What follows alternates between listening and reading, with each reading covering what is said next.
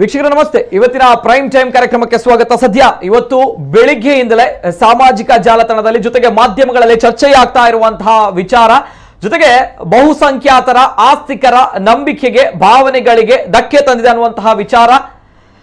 ಮುರುಡೇಶ್ವರನ ಮೇಲೆ ಉಗ್ರರ ಕಣ್ಣು ಬಿದ್ದಿದೆ. ಮುರುಡೇಶ್ವರ ಮುಕ್ಕಣ್ಣನ ಮೇಲೆ ಐಸಿಸ್ನ ಕರಿನೆರಳು ಬಿದ್ದಿದೆ, ಅವರ ಕಣ್ಣು ಬಿದ್ದಿದೆ ಅನ್ನುವಂಥದ್ದು ಒಂದು ಸೋಷಿಯಲ್ ಮೀಡಿಯಾಗಳಲ್ಲಿ ಒಂದು ಪೋಸ್ಟ್ ಹರಿದಾಡ್ತಾ ಇದೆ. ಹೇಳಿ ಕೇಳಿ ಗೊತ್ತಿರುವಂಥದ್ದು, ನಮ್ಮ ಕರ್ನಾಟಕದ ಬಡ್ಕಣದಲ್ಲಿರುವಂತಹ ಒಂದು ಭವ್ಯವಾಗಿರುವಂತಹ ಅದ್ಭುತವಾಗಿರುವಂತಹ ಶಿವನ ಮೂರ್ತಿ. ಆ ಶಿವನ ಮೂರ್ತಿಯ ಅರ್ಧ ಭಾಗವನ್ನ ಅಂದ್ರೆ ಶಿರಚ್ಛೇದನವನ್ನ ಮಾಡಿದಂತಹ ಒಂದು ಫೋಟೋ, ಎಡಿಟ್ ಆಗಿರುವಂತಹ ಫೋಟೋ ಸೋಷಿಯಲ್ ಮೀಡಿಯಾಗಳಲ್ಲಿ ಹರಿದಾಡ್ತಾ ಇದೆ. ಜೊತೆಗೆ ಇಲ್ಲಿ ನೇರವಾಗಿ ಉಗ್ರ ಸಂಘಟನೆ ಆಗಿರುವಂತಹ ಇಸ್ಲಾಮಿಕ್ ಸ್ಟೇಟ್ ನ ಮುಖವಾಣಿ ಪತ್ರಿಕೆ ದಿ ವಾಯ್ಸ್ ಆಫ್ ಹಿಂದ್ ಇದರಲ್ಲಿ ಬಂದಿರುವಂತಹ ಒಂದು ಎಡಿಟೆಡ್ ಫೋಟೋ ಏನಿದೆ ತುಂಬಾ ದೊಡ್ಡ ಮಟ್ಟದಲ್ಲಿ ಆಕ್ರೋಶಕ್ಕೆ ಕಾರಣವಾಗಿದೆ, ಜೊತೆಗೆ ಚರ್ಚೆಗೂ ಕೂಡ ಕಾರಣವಾಗಿದೆ. ಕಾರಣ, ಬಡ್ಕಳದಲ್ಲಿ ಈ ಈಶ್ವರನ, ಮಹದೇಶ್ವರನ, ಮುರುಡೇಶ್ವರನ ಪ್ರತಿಮೆ ಇರುವಂತದ್ದು. ಈ ಹಿಂದಿನಿಂದಲೂ ಕೂಡ ಕರ್ನಾಟಕದ ಕರಾವಳಿ ಭಾಗ ಅಂತ ಬಂದಾಗ ಇದು ಉಗ್ರರ ಸ್ಲೀಪರ್ ಸೆಲ್ ಆಗ್ತಾ ಇದೆಯಾ ಅನ್ನುವಂತಹ ಅನೇಕ ಪ್ರಶ್ನೆಗಳ ನಡುವೆ ಇದೀಗ ಹುಟ್ಟು ಹಾಕಿಕೊಂಡಿರುವಂತಹ ಈ ಒಂದು ಹೊಸ ಬೆಳವಣಿಗೆ ನಾವು ಹಿಂದಿನಿಂದಲೂ ಕೂಡ ಕೇಳ್ತಾ ಇರ್ತೇವೆ. ಕರಾವಳಿ ಭಾಗದಲ್ಲಿ ಆಗಾಗ ಮತ್ತೆ ಸ್ಯಾಟಲೈಟ್ ಫೋನ್ಗಳು ರಿಂಗ್ ಆಗ್ತಾ ಇದೆ ಅನ್ನುವಂಥದ್ದು. ಸ್ಯಾಟಲೈಟ್ ಫೋನ್ಗಳ ವಿಚಾರವಾಗಿ ಅನೇಕ ವಿಚಾರಗಳು ಮುನ್ನೆಲೆಗೆ ಬರ್ತಾ ಇದೆ.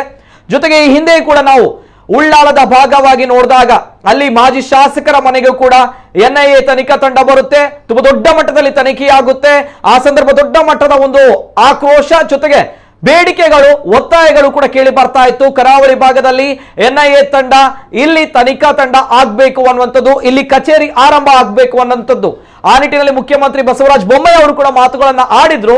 ಆದ್ರೆ ಎಷ್ಟು ಕಾರ್ಯರೂಪಕ್ಕೆ ಬಂದಿದೆ ಅನ್ನುವಂಥದ್ದು ಒಂದ್ ಕಡೆ, ಆದ್ರೆ ಇದೀಗ ಮುರುಡೇಶ್ವರದಲ್ಲಿ ಈ ಒಂದು ಹೊಸದಾಗಿರುವಂತಹ ಒಂದು ಪ್ರಕರಣ ಹುಟ್ಟು ಹಾಕಿಕೊಂಡಿರುವಂತದ್ದು ಅನೇಕ ಚರ್ಚೆಗೆ ಕಾರಣವಾಗಿದೆ. ಈ ವಿಚಾರದ ಬಗ್ಗೆ ನಾವು ಮಾತನಾಡ್ತಿದ್ದೇವೆ. ವಿಶೇಷ ಕಾರ್ಯಕ್ರಮಕ್ಕೆ ಸ್ವಾಗತ. ನಾನು ನಿತಿನ್ ಸಾಲ್ಯ. ಎಲ್ಲೇ ಮೀರಿದಂತಹ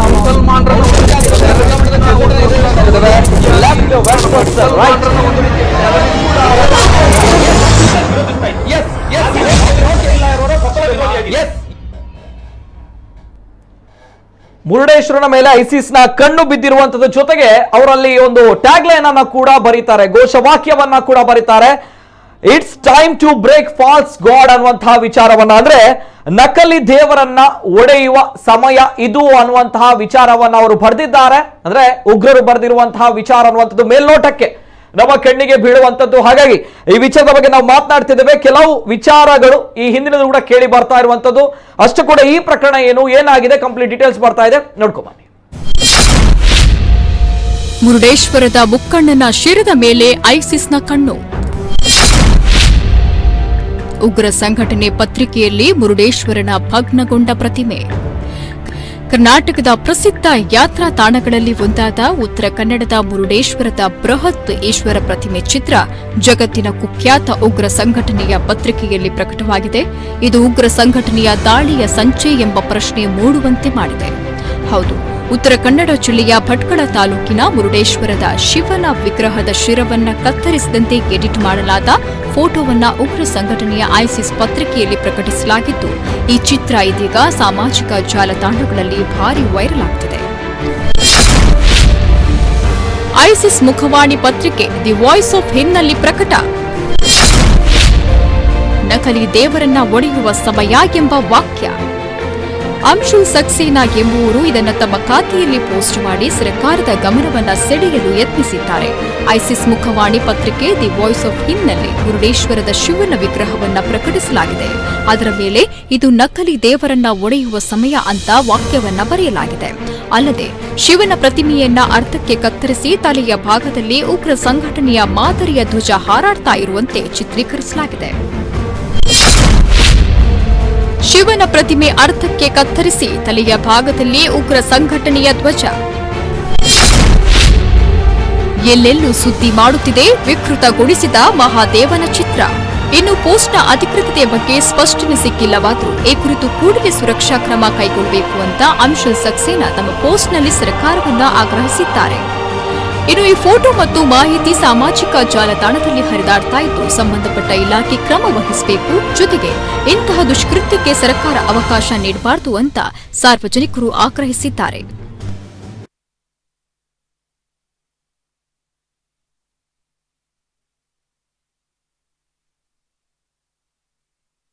ಎಸ್, ಇದು ಸಂಕ್ಷಿಪ್ತವಾಗಿರುವಂತಹ ಚಿತ್ರಣವನ್ನ ತಾವು ನೋಡ್ಕೊಂಡು ಬಂದ್ರೆ, ಮುರುಡೇಶ್ವರನ ಮುಕ್ಕಣ್ಣನ ಶಿರದ ಮೇಲೆ ಐಸಿಸ್ ನ ಕಣ್ಣು ಬಿದ್ದಿರುವಂತದ್ದು. ಹೇಳಿ ಕೇಳಿ ಐಸಿಸ್ ಹೆಸರು ಅಂತ ಬಂದಾಗ ಎಸ್, ಉಗ್ರ ಸಂಘಟನೆ ನಮ್ಮ ಪ್ರಪಂಚದಲ್ಲಿ, ಜೊತೆಗೆ ಕುಖ್ಯಾತಿಯನ್ನು ಪಡೆದುಕೊಂಡಿರುವಂತಹ ಉಗ್ರ ಸಂಘಟನೆಯ ಕಣ್ಣು ಇದೀಗ ಕರ್ನಾಟಕದ ಪ್ರವಾಸಿ ತಾಣ, ಅದರಲ್ಲೂ ಕೂಡ ಹಿಂದೂಗಳ ಧಾರ್ಮಿಕ ನಂಬಿಕೆಯ ಭಾಗವಾಗಿರುವಂತಹ ಮುರುಡೇಶ್ವರ ಕ್ಷೇತ್ರದ ಮೇಲೆ ಬಿದ್ದಿದೆಯಾ ಅನ್ನುವಂತಹ ಪ್ರಶ್ನೆ. ಜೊತೆಗೆ ಕರಾವಳಿ ಭಾಗ ಅಂತ ಬಂದಾಗ ಈ ಹಿಂದಿನಲ್ಲೂ ಕೂಡ ಕರಾವಳಿ ಭಾಗ ಉಗ್ರರ ಸ್ಲೀಪರ್ ಸೆಲ್ ಆಗ್ತಾ ಇದೆ ಅನ್ನುವಂತಹ ಪ್ರಶ್ನೆಗಳ ನಡುವೆ ಹೊಸ ವಿಚಾರವನ್ನ ಹುಟ್ಟು ಹಾಕಿರುವಂತಹ ಪ್ರಕರಣ ಇದು. ಹಾಗಾಗಿ ಎಸ್, ಮಾತಾಡಬೇಕು ಈ ಒಂದು ವಿಚಾರದ ಬಗ್ಗೆ. ನಮ್ಮ ಜೊತೆ ಗಣ್ಯ ವ್ಯಕ್ತಿಗಳು ಜಾಯಿನ್ ಆಗಿದ್ದಾರೆ. ಮೊದಲದಾಗಿ ಸ್ವಾಗತವನ್ನ ಮಾಡ್ತಾ ಇದ್ದೇನೆ ಅತಿಥಿಗಳನ್ನ. ಹಿಂದೂ ಮಹಾಸಭಾ ರಾಜ್ಯ ವಕ್ತಾರರು ಧರ್ಮೇಂದ್ರ ಅವರು ನಮ್ಮ ಜೊತೆ ಇದ್ದಾರೆ. ಆತ್ಮೀಯವಾಗಿರುವಂತಹ ಸ್ವಾಗತ ಧರ್ಮೇಂದ್ರ ಅವರಿಗೆ. ನಮಸ್ತೆ ಸರ್. ಅದೇ ರೀತಿ ನಮ್ಮ ಜೊತೆ ಹಿರಿಯ ಪತ್ರಕರ್ತರು, ಈ ನಮ್ಮ ಕರಾವಳಿ ಭಾಗದಲ್ಲಿ ಈ ಉಗ್ರರ ವಿಚಾರವಾಗಿ ಮಾತನಾಡಿದಾಗ ಕೆಲವು ವಿಚಾರಗಳನ್ನ ಅರಿತವರು, ಇದರ ಬಗ್ಗೆ ಎಸ್ ಪತ್ರಿಕೆಗಳಲ್ಲಿ ವಿಚಾರವನ್ನ ಪ್ರಕಟ ಮಾಡಿರುವಂತಹ ಹಿರಿಯ ಪತ್ರಕರ್ತರು ಜಿತೇಂದ್ರ ಕುಂದೇಶ್ವರ್ ಅವರು. ಆತ್ಮೀಯವಾಗಿರುವಂತಹ ಸ್ವಾಗತ ತಮಗೆ. Yes sir. ಅದೇ ರೀತಿ ನಮ್ಮ ಜೊತೆ ಬಿಜೆಪಿ ವಕ್ತಾರರಿದ್ದಾರೆ. ಬಿಜೆಪಿ ಗವರ್ಮೆಂಟ್ ಇದೆ, ಬಿಜೆಪಿ ಪಕ್ಷ ಇದೆ, ಬಿಜೆಪಿಯ ಎಲ್ಲರೂ ಇದ್ದಾರೆ. ನಮ್ಮ ಧ್ಯೇಯ ನಮ್ಮ ವಿಚಾರ ಅನ್ನುವಂಥದ್ದು. ಹಾಗಾಗಿ ಬಿಜೆಪಿ ವಕ್ತಾರರು ನಮ್ಮ ಜೊತೆ ರವಿಚಂದ್ರ ಅವರು ಇದ್ದಾರೆ. ಆತ್ಮೀಯವಾಗಿರುವಂತಹ ಸ್ವಾಗತ ಬಿಜೆಪಿ ವಕ್ತಾರರಿಗೆ. ನಮಸ್ತೆ ಸರ್. ಮೂವರು ಗಣ್ಯ ವ್ಯಕ್ತಿಗಳು ಕಾರ್ಯಕ್ರಮದಲ್ಲಿ ಜಾಯಿನ್ ಆಗಿದ್ದಾರೆ. ಜೊತೆಗೆ ಇಂತಹ ಪ್ರಕರಣಗಳು ಬರುತ್ತೆ ಅಂತ ಬಂದಾಗ ಕರ್ನಾಟಕದ ಭಟ್ಕಳದಲ್ಲಿರುವಂತಹ ಮುರುಡೇಶ್ವರದ ಶಿವನ ಮೇಲೆ ಐಸಿಸ್ ನ ಕಣ್ಣು ಬಿದ್ದಿದೆ ಅಂತ ಬಂದಾಗ ಏನ್ ಮಾಡುತ್ತೆ ನಮ್ಮ ಸರ್ಕಾರ ಅನ್ನುವಂಥ ಪ್ರಶ್ನೆಯನ್ನ ನೇರವಾಗಿ ತಾವುಗಳು ಕೇಳ್ತೀರಾ. ಜೊತೆಗೆ ಆ ಭಾಗದ ಜನಪ್ರತಿನಿಧಿಗಳು ಏನ್ ಮಾಡಿದ್ದಾರೆ, ಏನ್ ಮಾಡ್ತಾ ಇದ್ದಾರೆ ಅಂತ ಮಾತುಗಳನ್ನು ಕೂಡ ತಾವುಗಳು ಕೇಳ್ತೀರಾ. ಯಾಕಂದ್ರೆ ಸಣ್ಣ ವಿಚಾರ ಅಲ್ಲ. ಹಾಗಾಗಿ ಆ ಭಾಗದ ಶಾಸಕರು ಕೂಡ ಈ ಬಗ್ಗೆ ಧ್ವನಿಯನ್ನ ಎತ್ತಿದ್ದಾರೆ. ಈ ಬಗ್ಗೆ ಮಾಧ್ಯಮಗಳಿಗೆ ಸ್ಪಷ್ಟನೆಯನ್ನು ಕೂಡ ಅವರುಗಳು ಕೂಡ ಕೊಟ್ಟಿದ್ದಾರೆ. ಏನ್ ಹೇಳಿದ್ದಾರೆ ಸುನಿಲ್ ನಾಯ್ಕರು, ಆ ಭಾಗದ ಶಾಸಕರು, ಅದರ ಬಗ್ಗೆ ಕೂಡ ಡೀಟೇಲ್ಸ್ ಬರ್ತಾ ಇದೆ, ನೋಡ್ಕೊಂಡು ಬನ್ನಿ. ಐಸಿಸ್ ಪತ್ರಿಕೆಯಲ್ಲಿ ಮುರುಡೇಶ್ವರ ಪ್ರತಿಮೆ ಭಗ್ನಗೊಂಡ ಚಿತ್ರ. ಹೆಚ್ಚಿನ ಭದ್ರತೆಗೆ ಕ್ರಮ ಎಂದ ಶಾಸಕ ಸುನೀಲ ನಾಯ್ಕ. ಐಸಿಸ್ ದಾಳಿ ಸಂಚಿನ ಹಿನ್ನೆಲೆ ಖ್ಯಾತ ಪ್ರವಾಸಿ ತಾಣ ಮುರುಡೇಶ್ವರದಲ್ಲಿ ಸೂಕ್ತ ಭದ್ರತೆ ಒದಗಿಸಲಾಗುತ್ತೆ ಅಂತ ಶಾಸಕ ಸುನೀಲ ನಾಯ್ಕ ಹೇಳಿದ್ದಾರೆ. ಕುಖ್ಯಾತ ಉಗ್ರ ಸಂಘಟನೆ ಇಸ್ಲಾಮಿಕ್ ಸ್ಟೇಟ್ನ ಮುಖವಾಣಿ ಪತ್ರಿಕೆ ದಿ ವಾಯ್ಸ್ ಆಫ್ ಹಿಂದ್ನಲ್ಲಿ ಮುರುಡೇಶ್ವರದ ಶಿವನ ವಿಗ್ರಹವನ್ನ ಪ್ರಕಟಿಸಲಾದ ವಿಚಾರಕ್ಕೆ ಸಂಬಂಧಪಟ್ಟಂತೆ ಮಾಧ್ಯಮಗಳಿಗೆ ಪ್ರತಿಕ್ರಿಯಿಸಿರುವ ಸುನೀಲ ನಾಯ್ಕ ಅವರು, ಐಸಿಸ್ ಉಗ್ರ ಸಂಘಟನೆಯ ವಾಯ್ಸ್ ಆಫ್ ಹಿಂದ್ ಪತ್ರಿಕೆಯು ಮುರುಡೇಶ್ವರದ ಶಿವನ ಮೂರ್ತಿಯನ್ನ ಕೆಡವಿದಂತೆ ತನ್ನ ಮುಖಪುಟದಲ್ಲಿ ಪ್ರಕಟಿಸಿರುವುದು ಸಾಮಾಜಿಕ ಜಾಲತಾಣದ ಮೂಲಕ ನನ್ನ ಗಮನಕ್ಕೆ ಬಂದಿದೆ. ಈ ಬಗ್ಗೆ ಗೃಹ ಸಚಿವರ ಜೊತೆ ದೂರವಾಣಿ ಮೂಲಕ ಚರ್ಚಿಸಲಾಗಿದೆ. ದೇಗುಲದ ಸುತ್ತ ಹೆಚ್ಚಿನ ಭದ್ರತೆಗೆ ಕ್ರಮ ವಹಿಸಲಾಗುವುದು ಅಂತ ಹೇಳಿದರು. ಹಿಂದೂ ದೇವಾಲಯಗಳ ಸಂರಕ್ಷಣೆ ಮತ್ತು ಅಭಿವೃದ್ಧಿ ನಮ್ಮ ಪಕ್ಷದ ತತ್ವ ಮತ್ತು ಸಿದ್ಧಾಂತಗಳಲ್ಲಿ ಒಂದಾಗಿದೆ. ಉಗ್ರ ಸಂಘಟನೆಯ ಹೆಡೆಮುರಿ ಕಟ್ಟಲು ನಮ್ಮ ರಕ್ಷಣಾ ಇಲಾಖೆಯು ಸದೃಢ ಮತ್ತು ಸಶಕ್ತವಾಗಿದೆ. ಇಂತಹ ಪೊಳ್ಳು ಬೆದರಿಕೆಗೆ ಹೆದರುವ ಆಡಳಿತ ವ್ಯವಸ್ಥೆ ಈಗಿಲ್ಲ ಅಂತ ಅವರು ಪ್ರಕಟಣೆಯಲ್ಲಿ ತಿಳಿಸಿದ್ದಾರೆ.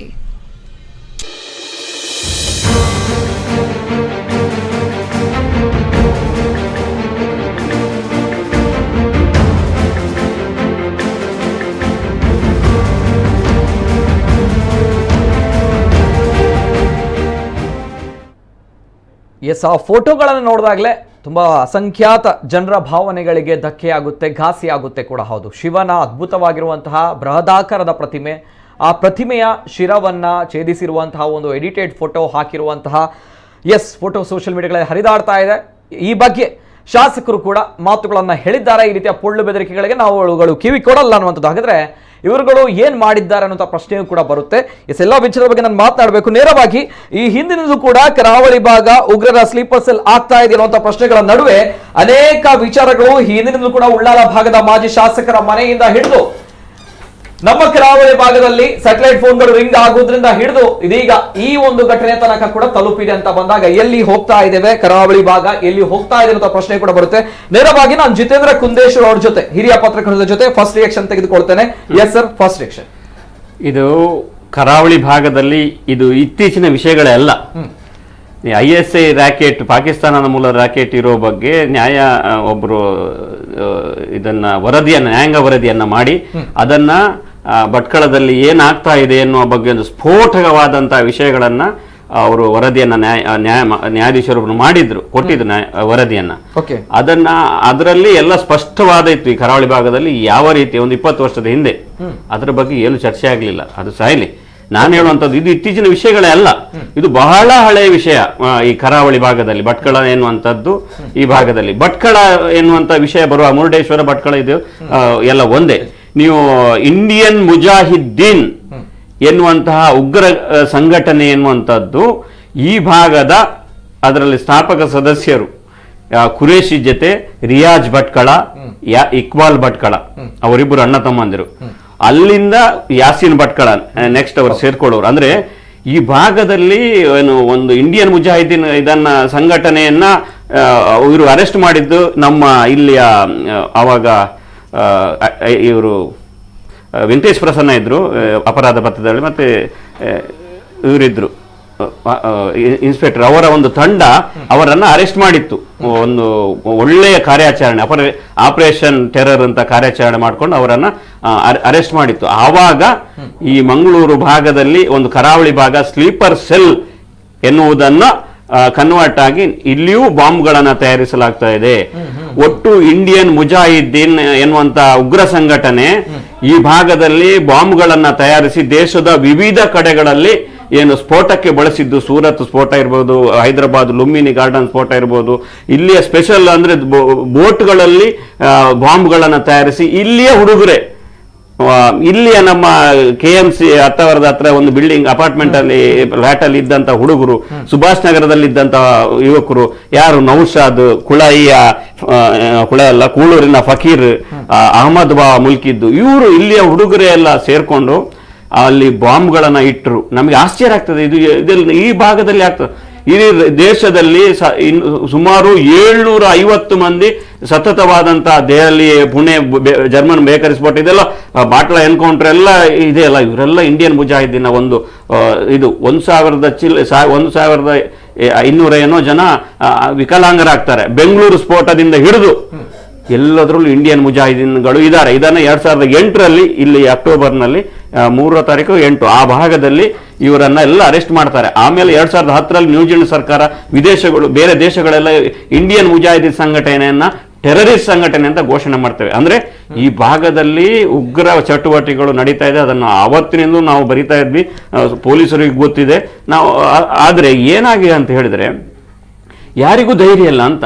ಅದನ್ನ ಈಗ ಉದಾಹರಣೆಗೆ ಮೊನ್ನೆ ಮಂಗಳೂರು ಮುಸ್ಲಿಂ ಪೇಜ್ ಅಂತ ಬರ್ತಾ ಇದೆ, ನಿಮಗೆ ಗೊತ್ತಿದ್ದು ಇದೇ ತರ ಮಂಗಳೂರು ಮುಸ್ಲಿಂ ಪೇಜ್, ಮೈಕಲ್ ತಬಿಸೆಯ ಅದರಲ್ಲೆಲ್ಲ ಇಲ್ಲಿಯ ರಾಜಕಾರಣಿಗಳಿದ್ದು, ಉತ್ತರ ಪ್ರದೇಶ ಯೋಗಿ, ಪ್ರಧಾನಮಂತ್ರಿ ಮೋದಿಯಿಂದ ಹಿಡಿದು ಯಾರೆಲ್ಲ ಹಿಂದೂ ಸಂಘಟನೆ ನಾಯಕರು, ಬಿಜೆಪಿಯ ಪ್ರಮುಖರು, ಸಂಘ ಪರಿವಾರದ ಮುಖರು, ಅವರ ಬಗ್ಗೆ ಅವಹೇಳನವಾಗಿ ಒಂದು ಇದನ್ನ ಬರೆದಿದ್ರು, ಡಿಫಮೇಟರಿ ಆಗಿ ಬರೆದಿದ್ರು. ಇದನ್ನೆಲ್ಲ ಏನು ಅದನ್ನೆಲ್ಲ ನಿಲ್ಲಿಸಿ ಒಂದು ಹಂತದಲ್ಲಿ ನಮ್ಮ ಹರ್ಷ ಇದ್ರು ಇಲ್ಲಿ ಕಮಿಷನರ್ ಆಗಿ. ಆ ಟೈಮ್ನಲ್ಲಿ ಅವ್ರು ನಿಲ್ಸಿದ್ರು. ಆವಾಗ ಕಬ್ಬಲ್ ರಾಜ್ ಇದ್ರು CCBಯಲ್ಲಿ, ಅವರೆಲ್ಲ ಇನ್ವೆಸ್ಟಿಗೇಷನ್ ಮಾಡಿ ಅದನ್ನೆಲ್ಲ ನಿಲ್ಸಿದ್ರು. ಒಮ್ಮೆ ಮೈಕಲ್ ತಬಿಸೆ ನಿಲ್ಸಿದ್ರು. ಮಂಗಳೂರು ಮುಸ್ಲಿಂ ಪೇಜ್ ಯಾರು ಕೂಡ ಯಾವಾಗಲೂ ಮಂಗಳೂರು ಮುಸ್ಲಿಂ ಪೇಜ್ ಬಗ್ಗೆ 25 ಅರ್ಧ ಗಂಟೆ ಪ್ರೋಗ್ರಾಮ್ಗಳನ್ನು ಮಾಡ್ತಾ ಇದ್ರು. ಇಲ್ಲಿಯ ನ್ಯಾಷನಲ್ ಚಾನೆಲ್ಗಳು ಮಾಡ್ತಾ ಇದ್ರು. ಆ ಮಂಗಳೂರು ಮುಸ್ಲಿಂ ಪೇಜ್ ಬಂದಾದಾಗ ಅದನ್ನ ಏನು ಹಿಡಿದಂತಹ ಯಾರು ಹರ್ಷ ಇರ್ಬೋದು ಅಥವಾ ಕಬ್ಬಲ್ ರಾಜ್ ಇರ್ಬೋದು, ಇವರಿಗೆ ಒಂದು ಕೃತಜ್ಞತೆಯ ರೂಪಾಯಿಗೆ ಒಂದು ಆರ್ಟಿಕಲ್ ಮಾಡೋದು ಬಿಡಿ, ಅವರನ್ನ ಕೊನೆಗೆ ಎಲ್ಲೆಲ್ಲೋ ನೀರಿಲ್ಲ ಜಾಗಕ್ಕೆ ಅಥವಾ ಅವರ ಮೇಲೆ ಏನೇನೋ ಮಾಫಿಯಾಗಳೆಲ್ಲ ಸೇರಿ ಅವರನ್ನ ಎಲ್ಲೋ ಒಂದು ವರ್ಗಾವಣೆ ಮಾಡುವಂತ ಯಾರು ಕಬ್ಬಲ್ ರಾಜ್ಗೆ ಪರಿಸ್ಥಿತಿ. ಅಂದ್ರೆ ಇವರು ದೇಶಭಕ್ತಿ, ಏನೋ ಸಣ್ಣ ಪುಟ್ಟದ ಸಮಸ್ಯೆಗಳು ಪೊಲೀಸ್ ಇಲಾಖೆಯಲ್ಲಿ ಇದ್ದೇ ಇರ್ತದೆ. ನಾನು ಹೇಳೋದು ಅಲ್ಲಾಂದ್ರೆ ಈ ರೀತಿಯಾಗಿ ನಡೆದಾಗ ಅವರನ್ನ ಯಾವುದೋ ಒಂದು ಕಾರಣಕ್ಕೆ ಸಮಾಜದ್ರೋಹಿ ಚಟುವಟಿಕೆಗಳನ್ನು ಹೈಲೈಟ್ ಮಾಡಿ ಅದನ್ನ ಸೈಡ್ ಮಾಡುವಾಗ ಇಂತಹ ದೇಶಭಕ್ತ ಈ ಕೆಲಸಗಳನ್ನು ಮಾಡಿದಾಗ ಅವರನ್ನೆಲ್ಲ ಹಿಡಿದುಕೊಳ್ಬೇಕು. ಯಾರೂ ಸಪೋರ್ಟ್ ಬರೆಯುವವರಿಗೂ ಸಪೋರ್ಟ್ ಮಾಡೋದಿಲ್ಲ. ಅಥವಾ ಯಾರು ಇಲ್ಲಿ ಏನಂತ ಹೇಳಿದ್ರೆ ಈ ಸರ್ಕಾರಗಳು ಅಥವಾ ಈ ವ್ಯವಸ್ಥೆಗಳು ಇದನ್ನ ಯಾವತ್ತೇ ಇಂತಹ ಈ ರೀತಿಯಾಗಿ ಆವಾಗ ಹಿಂದೆ ಇದ್ದ ಸರ್ಕಾರಗಳು ಕೂಡ, ಆವಾಗ ಜಯಂತ್ ಶೆಟ್ಟರ್ ಇದ್ರು, ಏನು ಸ್ಪೆಷಲ್ ಸ್ಕ್ವಾಡ್ ಅಲ್ಲಿ ವೆಂಕಟೇಶ್ ಪ್ರಸನ್ನ ಇದ್ರು. ಅವಾಗ ಕೂಡ ಇವರು ಇಂಥ ಕೆಲಸ ಒಳ್ಳೆ ಕೆಲಸ ಮಾಡಿದ್ಮೇಲೆ ಅವರನ್ನು ನಾನ್ ಎಕ್ಸಿಕ್ಯೂಟಿವ್ ಹಾಕುವಂತ ವ್ಯವಸ್ಥೆಗಳು ಆಗಾಗಿತ್ತು ಆ ಸರ್ಕಾರ ಇರುವಾಗ. ಕಾಂಗ್ರೆಸ್ ಅಂದ್ರೆ ಹೇಳುದು ಯಾವುದೇ ಸರ್ಕಾರಗಳು ಕೂಡ ಇಂಥ ಒಂದು ವಿಶೇಷವಾಗಿ ಇಂಥ ಕೆಲಸಗಳನ್ನೆಲ್ಲ ಮಾಡುವಾಗ ಅವರಿಗೆ ಒಂದು ವಿಶೇಷವಾದ ಮರ್ಯಾದೆ ಅಥವಾ ಇದನ್ನು ಕೊಡಬೇಕು ಅಂತ ನಾನು ಹೇಳುವಂಥದ್ದು. ಆಗ ಅವರಿಗೆ ಧೈರ್ಯ ಬರ್ತದೆ, ಉತ್ತೇಜನ ಸಿಗ್ತದೆ. ಆದ್ರೆ ಈಗ ನೋಡಿ, ಈಗ ಮೊನ್ನೆ ಇದೇ ಪ್ರಕರಣದಲ್ಲಿ ನಾನು ಹೇಳುವುದಾದ್ರೆ, ಇದೇ ಪ್ರಕರಣದಲ್ಲೂ ಕೂಡ ಅದನ್ನ ಯಾರು ಕೇಸ್ FIR ಆಗಿದ ಇಲ್ಲ.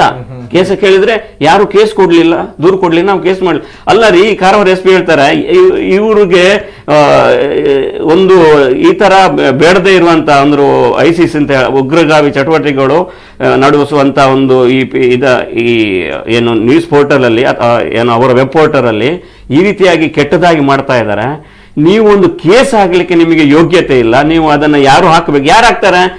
ಅವರನ್ನು ಯಾರು ಟಾರ್ಗೆಟ್ ಮಾಡಿ ಅವರನ್ನು ಮುಗಿಸ್ಲಿಕ್ಕ ನಿಮಗೆ ಅಧಿಕಾರ ಇದೆ, ನಿಮಗೆ ಕಾಕಿ ಇದೆ, ನಿಮಗೆ ಸರ್ಕಾರ ಇದೆ, ನಿಮಗೆ ಬೇರೆ ಎಲ್ಲ ವಿಷಯಗಳನ್ನ ಬಿಟ್ಟು ಇದನ್ನ ಒಂದು ಕೇಸ್ ಮಾಡಿಕೊಂಡು ಮಾಡ್ಲಿಕ್ಕೆ ಆಗುದಿಲ್ಲ. ಅದೇ ನೋಡಿ, ನೀವು ಎಲ್ಲಿ ಫ್ರಾನ್ಸ್ ನಲ್ಲಿ ಏನಾಯ್ತು, ಒಂದು ವ್ಯಂಗ್ಯ ಚಿತ್ರ ಪ್ರಕಟಿಸಿದ್ದಕ್ಕೆ ಸಾವು ನೋವುಗಳಾಯ್ತು, ಪ್ರಪಂಚದಲ್ಲೆಲ್ಲ ಪ್ರತಿಭಟನೆಗಳ ಅಲ್ಲ, ಅದು ಖಂಡನೀಯ ವಿಚಾರವೇ. ಆದ್ರೆ ಇಲ್ಲಿ ಏನು ಮಾಡಿದ್ದು, ಅದು ಅತ್ಯಂತ ಕೆಟ್ಟ ಹೀನ ಕೆಲಸ, ಒಂದು ಭಾವನೆಗಳನ್ನ ಧಕ್ಕೆ ಬರುವಂತ ಕೆಲಸ. ಇದನ್ನ ನಿಮ್ಗೆ ಮಾಡ್ಲಿಕ್ಕೆ ಕೇಸ್ ಆಗ್ಲಿಲ್ಲ, ದೂರು ಕೊಡ್ಲಿಲ್ಲ ಅಂತ ಹೇಳ್ತಿರಲ್ಲ, ಈಗ ಸರ್ಕಾರಕ್ಕೂ ನಾಚಿಕೆಗೇಡು, ಮತ್ತೆ ಇಂಥ ಪೊಲೀಸ್ ಇಲಾಖೆಯವರು ಈ ತರ ಹೇಳ್ತಾರಲ್ಲ, ಅದು ತುಂಬಾ ವಿಷಾದನೀಯ ಸಂಗತಿ. ಯಾಕೆ ಹೇಳಿದ್ರೆ ನಾನು ಹೇಳೋದು, ಇಂಥದ್ದನ್ನೆಲ್ಲ ಫಾಲೋ ಅಪ್ ಮಾಡ್ತಾ ಅವರ ಏನು ದೊಡ್ಡ ISI ವಿದೇಶದವ್ರು ಮಾಡುವುದಲ್ಲ, ಇಲ್ಲಿಯ ಲಾಟ್ ಬೋಟ್ಗಳೇ ಮಾಡುವಂಥದ್ದು. ಯಾಕಂದ್ರೆ ಮಂಗಳೂರು ಮುಸ್ಲಿಂ ಪೇಜ್ ಇರ್ಬೋದು, ಮೈಕಲ್ ತಬಿಸೆ ಇರ್ಬೋದು, ಇಲ್ಲಿಯ ಲಾಟ್ ಬೋಟ್ಗಳೇ ಮೀಸೆ ಮೂಡದವರನ್ನ ಒಂದು ವಾಟ್ಸ್ಆಪ್ ಗ್ರೂಪ್ಗಳಲ್ಲಿ ಮಾಡಿ ಅವರನ್ನು ಯಾರೋ ಕನೆಕ್ಟಿವಿಟಿ ಇಲ್ಲದೆ ಒಂದು ಗ್ರೂಪ್ ಮಾಡಿಕೊಂಡು ಯಾರೋ ಬಂದು ಯಾರೋ ಅಡ್ಮಿನ್ ಹಾಕೊಂಡು ಯಾವುದೋ ಎಲ್ಲ ಮೆಸೇಜ್ಗಳು ಅಲ್ಲಿಗೆ ಹೋಗಿ ಒಂದು ನೆಟ್ವರ್ಕ್ ಆ ಥರ ಯಾರಿಗೂ ಎಲ್ಲಿ ಬಂದಿದ್ದಾರೆ, ಯಾರು ಹಾಕಿದ್ದಾರೆ ಗೊತ್ತಿಲ್ಲ. ಫಾರಿನ್ ಕೆಲವೊಂದು ಹೊರಗಡೆ ಇದರಲ್ಲಿ ಆಪರೇಟ್ ಮಾಡ್ತಾ ಇದ್ರು, ವಿದೇಶಗಳಲ್ಲಿ ಇದ್ಕೊಂಡು. ಇಂಥದ್ದೆಲ್ಲ ಇರುವಂತದ್ದು ಅಂದ್ರೆ ಸ್ವಲ್ಪ ಸೂಕ್ಷ್ಮವಾಗಿ ನೀವು ಅದನ್ನ ಫಾಲೋ ಅಪ್ ಮಾಡಿದ್ರೆ ನಿಮಗೆ ಇಲ್ಲಿ ಅಂದ್ರೆ ಸ್ಥಳೀಯರೇ ಕೆಲವರು ಸಿಗ್ತಾರೆ. ಆದ್ರಿಂದ ಇದನ್ನ ಹೀಗೆ ಬಿಟ್ರೆ ಇದು ದೇಶವನ್ನ ದೇಶಕ್ಕೆ ಬೆಂಕಿ ಹಾಕುವಂತ ಕೋಮುದ್ವೇಷದಿಂದ ನಮ್ಮ ಒಳಗಿನ ಬೆಂಕಿ ಇದೆ ಅಲ್ಲ, ಅದು ದೇಶವನ್ನ ಹಾಳು ಮಾಡ್ತದೆ. ಅಧಿಕಾರ ಇದು ಸಿಗ್ತದೆ, ಮುಂದೆ ಹೋಗ್ತದೆ, ಅದಾಗ್ತದೆ. ಆದ್ರೆ ನಮ್ಮ ದೇಶದ ಜನ ಬದುಕು, ಎಲ್ಲರೂ ಹಿಂದೂ ಕ್ರಿಸ್ತ ಮುಸಲ್ಮಾನರು ಎಲ್ಲ ಚೆನ್ನಾಗಿ ಬದುಕಬೇಕು. ಇಂತಹ ವಿಷ ಬೀಜಗಳನ್ನ ಸ್ಫೋಟ ಮಾಡುವಂತಹ ಉಗ್ರರನ್ನ, ಸಮಾಜವನ್ನ ಹಾಳು ಮಾಡುವ, ದೇಶವನ್ನು ಹಾಳು ಮಾಡುವ ದೇಶದ್ರೋಹಿಗಳನ್ನ ಮಟ್ಟ ಹಾಕಬೇಕಾದ್ರೆ, ಧರ್ಮ ವಿರೋಧಿಗಳನ್ನ ಮಟ್ಟ ಹಾಕಬೇಕಾದ್ರೆ ಸರ್ಕಾರ ಅವರಿಗೆ ತುಂಬಾ ಬಿಸಿ ಇರ್ತದೆ. ಇಂತಹ ಒಂದು ವಿಭಾಗವನ್ನ ಸೀರಿಯಸ್ ಆಗಿ ತಗೊಂಡು ಇದನ್ನ ದಮನ ಮಾಡುವಂತ ಕೆಲಸವನ್ನು ಮಾಡಬೇಕು. ಅಂತ ಒಳ್ಳೊಳ್ಳೆ ಅಧಿಕಾರಿಗಳು ಕೂಡ ಇದ್ದಾರೆ. ಅವರಿಗೆ ಇಂತಹ ವಿಷಯಗಳಲ್ಲಿ ಅವರಿಗೆ ಸ್ಪೆಷಲ್ ಸ್ಕ್ವಾಡ್ ಅಥವಾ ಇದೇ ಇಂಥದ್ದೆಲ್ಲ ಸ್ಕ್ವಾಡ್ಗಳು ಇದೆ, ಟೆರರಿಸ್ಟ್ ಇದನ್ನ ಪತ್ತೆ ಮಾಡುವಂಥದ್ದು ಎಲ್ಲ ಇದೆ, NIAಗೆ ಸಪೋರ್ಟ್ ಮಾಡ್ಲಿಕ್ಕೆ ಇಲ್ಲೆಲ್ಲ ಬೆಂಗಳೂರಲ್ಲಿ. ಆದ್ರೆ ಅವರಿಗೆ ಇಂಥ ಕೆಲಸಗಳನ್ನ ಮಾಡ್ಲಿಕ್ಕೆ ಚಾನ್ಸ್ ಕೊಡಬೇಕು, ಅವರಿಗೆ ಹೆಚ್ಚು ಸಿಬ್ಬಂದಿಗಳನ್ನ ಕೊಡಬೇಕು, ಮತ್ತೆ ತಜ್ಞರನ್ನ ಕೊಡಬೇಕು. ಆಗ ಮಾತ್ರ ಇಂಥ ಚಟುವಟಿಕೆಗಳು ನಿಲ್ಲಲಿಕ್ಕೆ ಸಾಧ್ಯ. ಓಕೆ ಎಸ್, ಇದು ಜಿತೇಂದ್ರ ಕುಂದೇಶ್ವರ ಫಸ್ಟ್ ರಿಯಾಕ್ಷನ್. ನಮ್ಮ ಕರಾವಳಿ ಭಾಗದಲ್ಲಿ ಹಿಂದಿನೂ ಕೂಡ ಈ ಉಗ್ರರ ವಿಚಾರವಾಗಿ ಮಾತನಾಡಿದಾಗ ಅನೇಕ ಘಟನೆಗಳು ನಡೆದಿದೆ ಕೂಡ ಹೌದು. ಜೊತೆಗೆ ಈ ಬಗ್ಗೆ ಅನೇಕ ಆರ್ಟಿಕಲ್ ಗಳನ್ನ ಬರೆದಿರುವವರು ಜಿತೇಂದ್ರ ಕುಂದೇಶ್ವರ. ಬರ್ತೇನೆ ಸರ್, ಕೆಲವು ವಿಚಾರಗಳನ್ನ ಕೇಳಬೇಕು. ಜೊತೆಗೆ ಫಸ್ಟ್ ರಿಯಾಕ್ಷನ್ ಅನ್ನು ಧರ್ಮೇಂದ್ರ ಅವರು, ಹಿಂದೂ ಮಹಾಸಭಾ ರಾಜ್ಯ ವಕ್ತಾರರು, ಮತ್ತೆ ಆಗ್ತಾ ಇರುವಂತಹ ಈ ಒಂದು ಭಾವನೆಗಳ ಮೇಲೆ ಘಾಸಿ, ಜೊತೆಗೆ ಈ ಒಂದು post. S sir, first reaction. ಅಲ್ಲ, ಈಗ ನಮ್ಮ ಪತ್ರಕರ್ತರು ಹೇಳಿದಾಗೇನೆ ವಿಶೇಷವಾಗಿ ದಕ್ಷಿಣ ಕನ್ನಡ, ಆದ್ರೂ ಕೋಸ್ಟಲ್ ಬೆಲ್ಟ್ ಇವತ್ತು ಟೆರರಿಸ್ಟ್ಗಳ ನೆಲೆ ಆಗ್ತಾ ಇದೆ. ಇದಕ್ಕೆ ಕಾರಣ ಏನೆಂಬುದನ್ನು ಸಹ ನಾವು ಹುಡುಕಬೇಕಾಗುತ್ತೆ. ಎಲ್ಲೋ ಒಂದು ಕಡೆಯಲ್ಲಿ ಈ ದೇಶದ ನೆಲ ಜಲ ಸಂಸ್ಕೃತಿಯನ್ನು ನೆಲ ಜಲ ಎಲ್ಲವನ್ನು ಬಳಸ್ಕೊಂಡು ಈ ದೇಶಕ್ಕೆ ದ್ರೋಹ ಮಾಡ್ತಾರೆ ಅಂತ ಹೇಳಿದ್ರೆ ಅವರನ್ನು ನಾವು ಸುಮ್ಮನೆ ಬಿಡುವಂತ ವಿಚಾರಗಳಲ್ಲ, ಅದು ಆಲೋಚನೆ ಮಾಡಬೇಕಾಗತ್ತೆ. ಆದ್ರೆ ಎಲ್ಲೋ ಒಂದು ಕಡೆಯಲ್ಲಿ ವೋಟ್ ಬ್ಯಾಂಕ್ ರಾಜಕಾರಣಕ್ಕೋಸ್ಕರ ಇವರ ಬಗ್ಗೆ ಸಾಫ್ಟ್ ಕಾರ್ನರ್ ಇಟ್ಟುಕೊಳ್ಳುವಂತ ಇವತ್ತಿನ ರಾಜಕೀಯ ಪಕ್ಷಗಳು, ಇದರ ಬಗ್ಗೆ ಸಹ ನಾವು ಆಲೋಚನೆ ಮಾಡಬೇಕಾಗುತ್ತೆ. ಇವತ್ತು ಮತದಾರರು ಆಲೋಚನೆ ಮಾಡಬೇಕು. ಯಾಕೆಂದ್ರೆ ಇನ್ನೊಂದಿಷ್ಟು ಸಮಯ ಮುಂದುವರೆದ್ರೆ ನಾವಿವತ್ತು ಹಿಂದೂಗಳು ಮೈನಾರಿಟಿ ಆಗಿಬಿಟ್ಟು ಅವರು ಸರ್ಕಾರ ಇಡೀ ದೇಶವನ್ನು ಆಳುವಂಥದ್ದು, ಆಳಿದ ನಂತರ ಅವರ ಹಿಡಿತಕ್ಕೆ ತಗೊಂಡ್ರೆ ನಮ್ಮ ಪರಿಸ್ಥಿತಿ ಏನಾಗುತ್ತೆ, ಇದನ್ನೆಲ್ಲವನ್ನು ನಾವು ಹಿಂದೂಗಳು ಆಲೋಚನೆ ಮಾಡಬೇಕಾಗುತ್ತೆ. ಅದರಿಂದ ನಾನು ಯಾವಾಗಲೂ ಹೇಳ್ತಾ ಇದ್ದೇನೆ, ಕೇರಳ ಒಂದು ಅತ್ಯಂತ ದೊಡ್ಡದಾಗಿರುವಂತಹ ಒಂದು ಪ್ರಶ್ನಾರ್ಥಕ ಚಿಹ್ನೆಯಾಗಿ ಸ್ಟೇಟ್ ಉಳ್ಕೊಂಡಿದೆ. ಇವತ್ತು ಅಲ್ಲಿ ನಡೆಯುವಂತ ಪ್ರತಿಯೊಂದು ಘಟನೆಗಳನ್ನು ಗಮನಿಸಿಕೊಂಡಾಗ ನೇರವಾಗಿ ಕೋಸ್ಟಲ್ ಬೆಲ್ಟ್ ಅಂದ್ರೆ ನಮ್ಮ ಮಂಗಳೂರು, ಉಡುಪಿ ಅಥವಾ ಕಾರವಾರದವರೆಗೆ ಅದರ ಸಂಪರ್ಕಗಳಿದೆ ಅಂತ ನೋಡಿ. ನಾವು ಇವರು ಹೇಳಿದಾಗೇನೆ ಮೊನ್ನೆ ಒಬ್ರು ನಮ್ಮ ಶಾಸಕರು ಮಾಜಿ ಅವ್ರ ಮನೆಗೆ ದಾಳಿ ಆಗುತ್ತೆ ಅಂತ ಹೇಳುವಾಗ ನೀವು ಆಲೋಚನೆ ಮಾಡಿ, ಸರ್ಕಾರದ ಈ ದೇಶದ ಎಲ್ಲಾ ಸೌಲಭ್ಯಗಳನ್ನ ಪಡ್ಕೊಂಡು ತಿರುಗಿ ಇದೇ ಮಣ್ಣಿಗೆ ದ್ರೋಹ ಮಾಡ್ತಾರೆ ಅಂತ ಹೇಳಿದ್ರೆ ನಾವು ಆಲೋಚನೆ ಮಾಡುವಂತದ್ದು ಇದೆ. ಹೌದಲ್ಲ ಹೇಳಿ, ಅದನ್ನು ನಾವು ಅರ್ಥ ಮಾಡ್ಕೊಳ್ಬೇಕು. ಅದು ಅಲ್ಲದೆ ಕೆಲವೊಂದು ಕಡೆಯಲ್ಲಿ ಈಗ ನಾವು ಉಳ್ಳಾಲದಲ್ಲಿ ತಗೊಂಡ್ರೆ ಕಳೆದ ಸರ್ತಿ ನಮ್ಮ ಯಾರೊಬ್ರು ಹಿಂದೂ ನಾಯಕರು ಹೇಳಿದ್ದಾರೆ ಇದೊಂದು ಮಿನಿ ಪಾಕಿಸ್ತಾನ. ಎಲ್ಲರೂ ಬೊಬ್ಬೆ ಹೊಡೆದ್ರು. ಕೆಲವೊಂದು ವಿಚಾರವಾದಿಗಳಂತ ನಾನು ಹೇಳ್ತಾ ಇಲ್ಲ, ಕೆಲವೊಂದು ಇವತ್ತು ಉಟ್ಕೊಂಡು ನಾಳೆ ಸಾಯುವಂತ ಅನೇಕ ಸಂಘಟನೆಗಳಿದೆ. ಏನು ಮಾನವ ಹಕ್ಕು ಮತ್ತೊಂದು ಮಗದೊಂದೆಲ್ಲ ತುಂಬಾ ಅನೇಕ ಏನು ಗೊತ್ತ ದಳಾಲಿಗಿರಿ ಕೆಲಸ ಮಾಡುವಂತ ಕೆಲವು ಸಂಘಟನೆಗಳಿದೆ. ಇವುಗಳಿಗೆ ನಾನು ನೇರವಾಗಿ ಅದನ್ನೇ ಹೇಳುವಂಥದ್ದು, ಕಾಣಿದಿಲ್ವಾ ಇದೆಲ್ಲ? ಅವುಗಳು ಬೊಬ್ಬೊಡಿತಾವೆ ಇಂಥದ್ದೆಲ್ಲ ಆದಾಗ. ಅವರು ಹೇಳಿದಾಗ ಅದು ಬೊಬ್ಬೊಡ್ದು ಇವತ್ತು ಆ ಪರಿಸ್ಥಿತಿ ಸತ್ಯ ಆಗ್ತಾ ಇದೆ. ನಾನು ಅದಕ್ಕೆ ಹೇಳ್ತಾ ಇದ್ದೇನೆ, ಇವತ್ತು ನಾವು ಎಚ್ಚೆತ್ತುಕೊಳ್ಳುವಂತ ದಿನ ಇದೆ. ಅಲ್ಲ, ಅಷ್ಟು ಸುಲಭಕ್ಕೆ ನಾವು ಬಿಡ್ತೇವೆ ಅಂತಲ್ಲ. ನಾವೇನು ಹಿಂದೂ ಹುಡುಗರು ಕೈಕಟ್ಟಿ ಕೂತಿದ್ದಾರೆ, ಸರ್ಕಾರ ಕೈಕಟ್ಟಿ ಕೂತಿರ್ಬೋದು, ಅಥವಾ ಪೊಲೀಸ್ ಇಲಾಖೆಗೆ ಸರ್ಕಾರ ಕೈಕಟ್ಟು ಹಾಗೆ ಮಾಡಿರ್ಬೋದು. ಓಕೆ, ತಮ್ಗೆ ಆ ಒಂದು ಚಿತ್ರ ನೋಡಿದಾಗ ಅಂದ್ರೆ ಈಶ್ವರನ ಒಂದು ಚಿತ್ರವನ್ನ ಹಾಕಿ ಏನ್ ಅನಿಸಿತು? ಅಲ್ಲ, ಇದು ಏನ್ ಗೊತ್ತಾ, ನಾನು ಯಾವಾಗಲೂ ಹೇಳುವಂತದ್ದು, ಯಾತಕ್ಕೆ ಪದೇ ಪದೇ ಹಿಂದೂಗಳ ಮೇಲೆ ದಾಳಿ ಆಗ್ತಾ ಇದೆ? ಹಿಂದೂಗಳ ಭಾವನೆಗಳ ಮೇಲೆ ಯಾಕೆ ದಾಳಿಗಳಾಗ್ತದೆ? ಹಿಂದೂಗಳ ಶ್ರದ್ಧಾ ಕೇಂದ್ರಗಳ ಮೇಲೆ ದಾಳಿ ಯಾಕೆ ಆಗುತ್ತೆ? ನಮ್ಮ ದೇವತೆಗಳ ವಿಡಂಬನೆಗಳು ಯಾಕಾಗುತ್ತೆ? ಎಲ್ಲ ನಾವೇನು ನಿರ್ವೀರ್ಯರಂತ ತಿಳ್ಕೊಂಡಿದ್ದಾರೆ, ನನ್ಗೆ ಅರ್ಥ ಆಗ್ತಾ ಇಲ್ಲ ಯಾಕೆ. ಮತ್ತೆ ಇನ್ನೊಂದು ಅತ್ಯಂತ ಪ್ರಮುಖ ಏನು ಗೊತ್ತಾ, ಯಾವಾಗಾದ್ರೂ ಇಂಥ ವಿಚಾರಗಳಲ್ಲಿ ನಾವು ಧ್ವನಿ ಎತ್ತಿ ಮಾತಾಡಿದ್ರೆ ಸರ್ಕಾರ ನಮ್ಮ ಮೇಲೇನೆ ಕೇಸ್ ಆಗುತ್ತೆ. ಮೊನ್ನೆ ಇದೇ ಸರ್ಕಾರ ಇಲ್ಲಿ ಮೈಸೂರಲ್ಲಿ ದೇವಸ್ಥಾನವನ್ನು ಹೊಡೆದಾಕಿದಾಗ ಏನ್ ಡಿಫ್ರೆನ್ಸ್ ಇವರಿಗೂ ಅವರಿಗೂ? ಅದಕ್ಕೂ ಇದಕ್ಕೇನು ವ್ಯತ್ಯಾಸ? ಅದು ಇಡೀ ಕ್ಷೇತ್ರವನ್ನೇ ಧ್ವಂಸ ಮಾಡಿತು. ಇವರ ನಮ್ಮ ಶ್ರದ್ಧಾಗೆ ದೇವರ ಮೇಲೆ ತಲೆಯನ್ನ ತೆಗೆದ್ರು. ಅವರು ವಿದೇಶಿಯರು, ಇವರು ಸ್ವದೇಶಿಯರು, ಇಷ್ಟೇ ವ್ಯತ್ಯಾಸಗಳು. ಅದನ್ನು ವಿರೋಧಿಸಿದ್ರೆ ನಮ್ಮ ಮೇಲೆ ಕೇಸ್ ಆಗುತ್ತೆ. ಕಾನೂನು ಯಾರಿಗೆ ಸ್ವಾಮಿ? ನಾನು ಕೇಳ್ತೇನೆ, ಮೊನ್ನೆ ಮಡಿಕೇರಿಯಲ್ಲಿ ಪೊಲೀಸರ ಎದುರು ಕಡೆ ಪಾಕಿಸ್ತಾನ ಜಿಂದಾಬಾದ್ ಅಂತು. ಪೊಲೀಸರು ಏನ್ ಮಾಡಿದ್ರು? ಅದು 3 ಜನ ಅರೆಸ್ಟ್ ಆಗಿ ಪಾಕಿಸ್ತಾನ ಏನೇ ಇರಲಿ, ಅರೆಸ್ಟ್ ಆದ ಕೂಡಲೇ ಮೊನ್ನೆ ಸ್ವಾತಂತ್ರ್ಯೋತ್ಸವದ ದಿವಸ SDPI ಅವರು ಇಡೀ ಕಾರ್ಯಕ್ರಮಕ್ಕೆ ಅವರ ಮೇಲೆ ಏನಾಯ್ತು? ಬೇಲ್ ಹಾಕಿ ಹೊರ ಬಂದ್ರು. ಎಲ್ಲಿದೆ ಕಾನೂನು?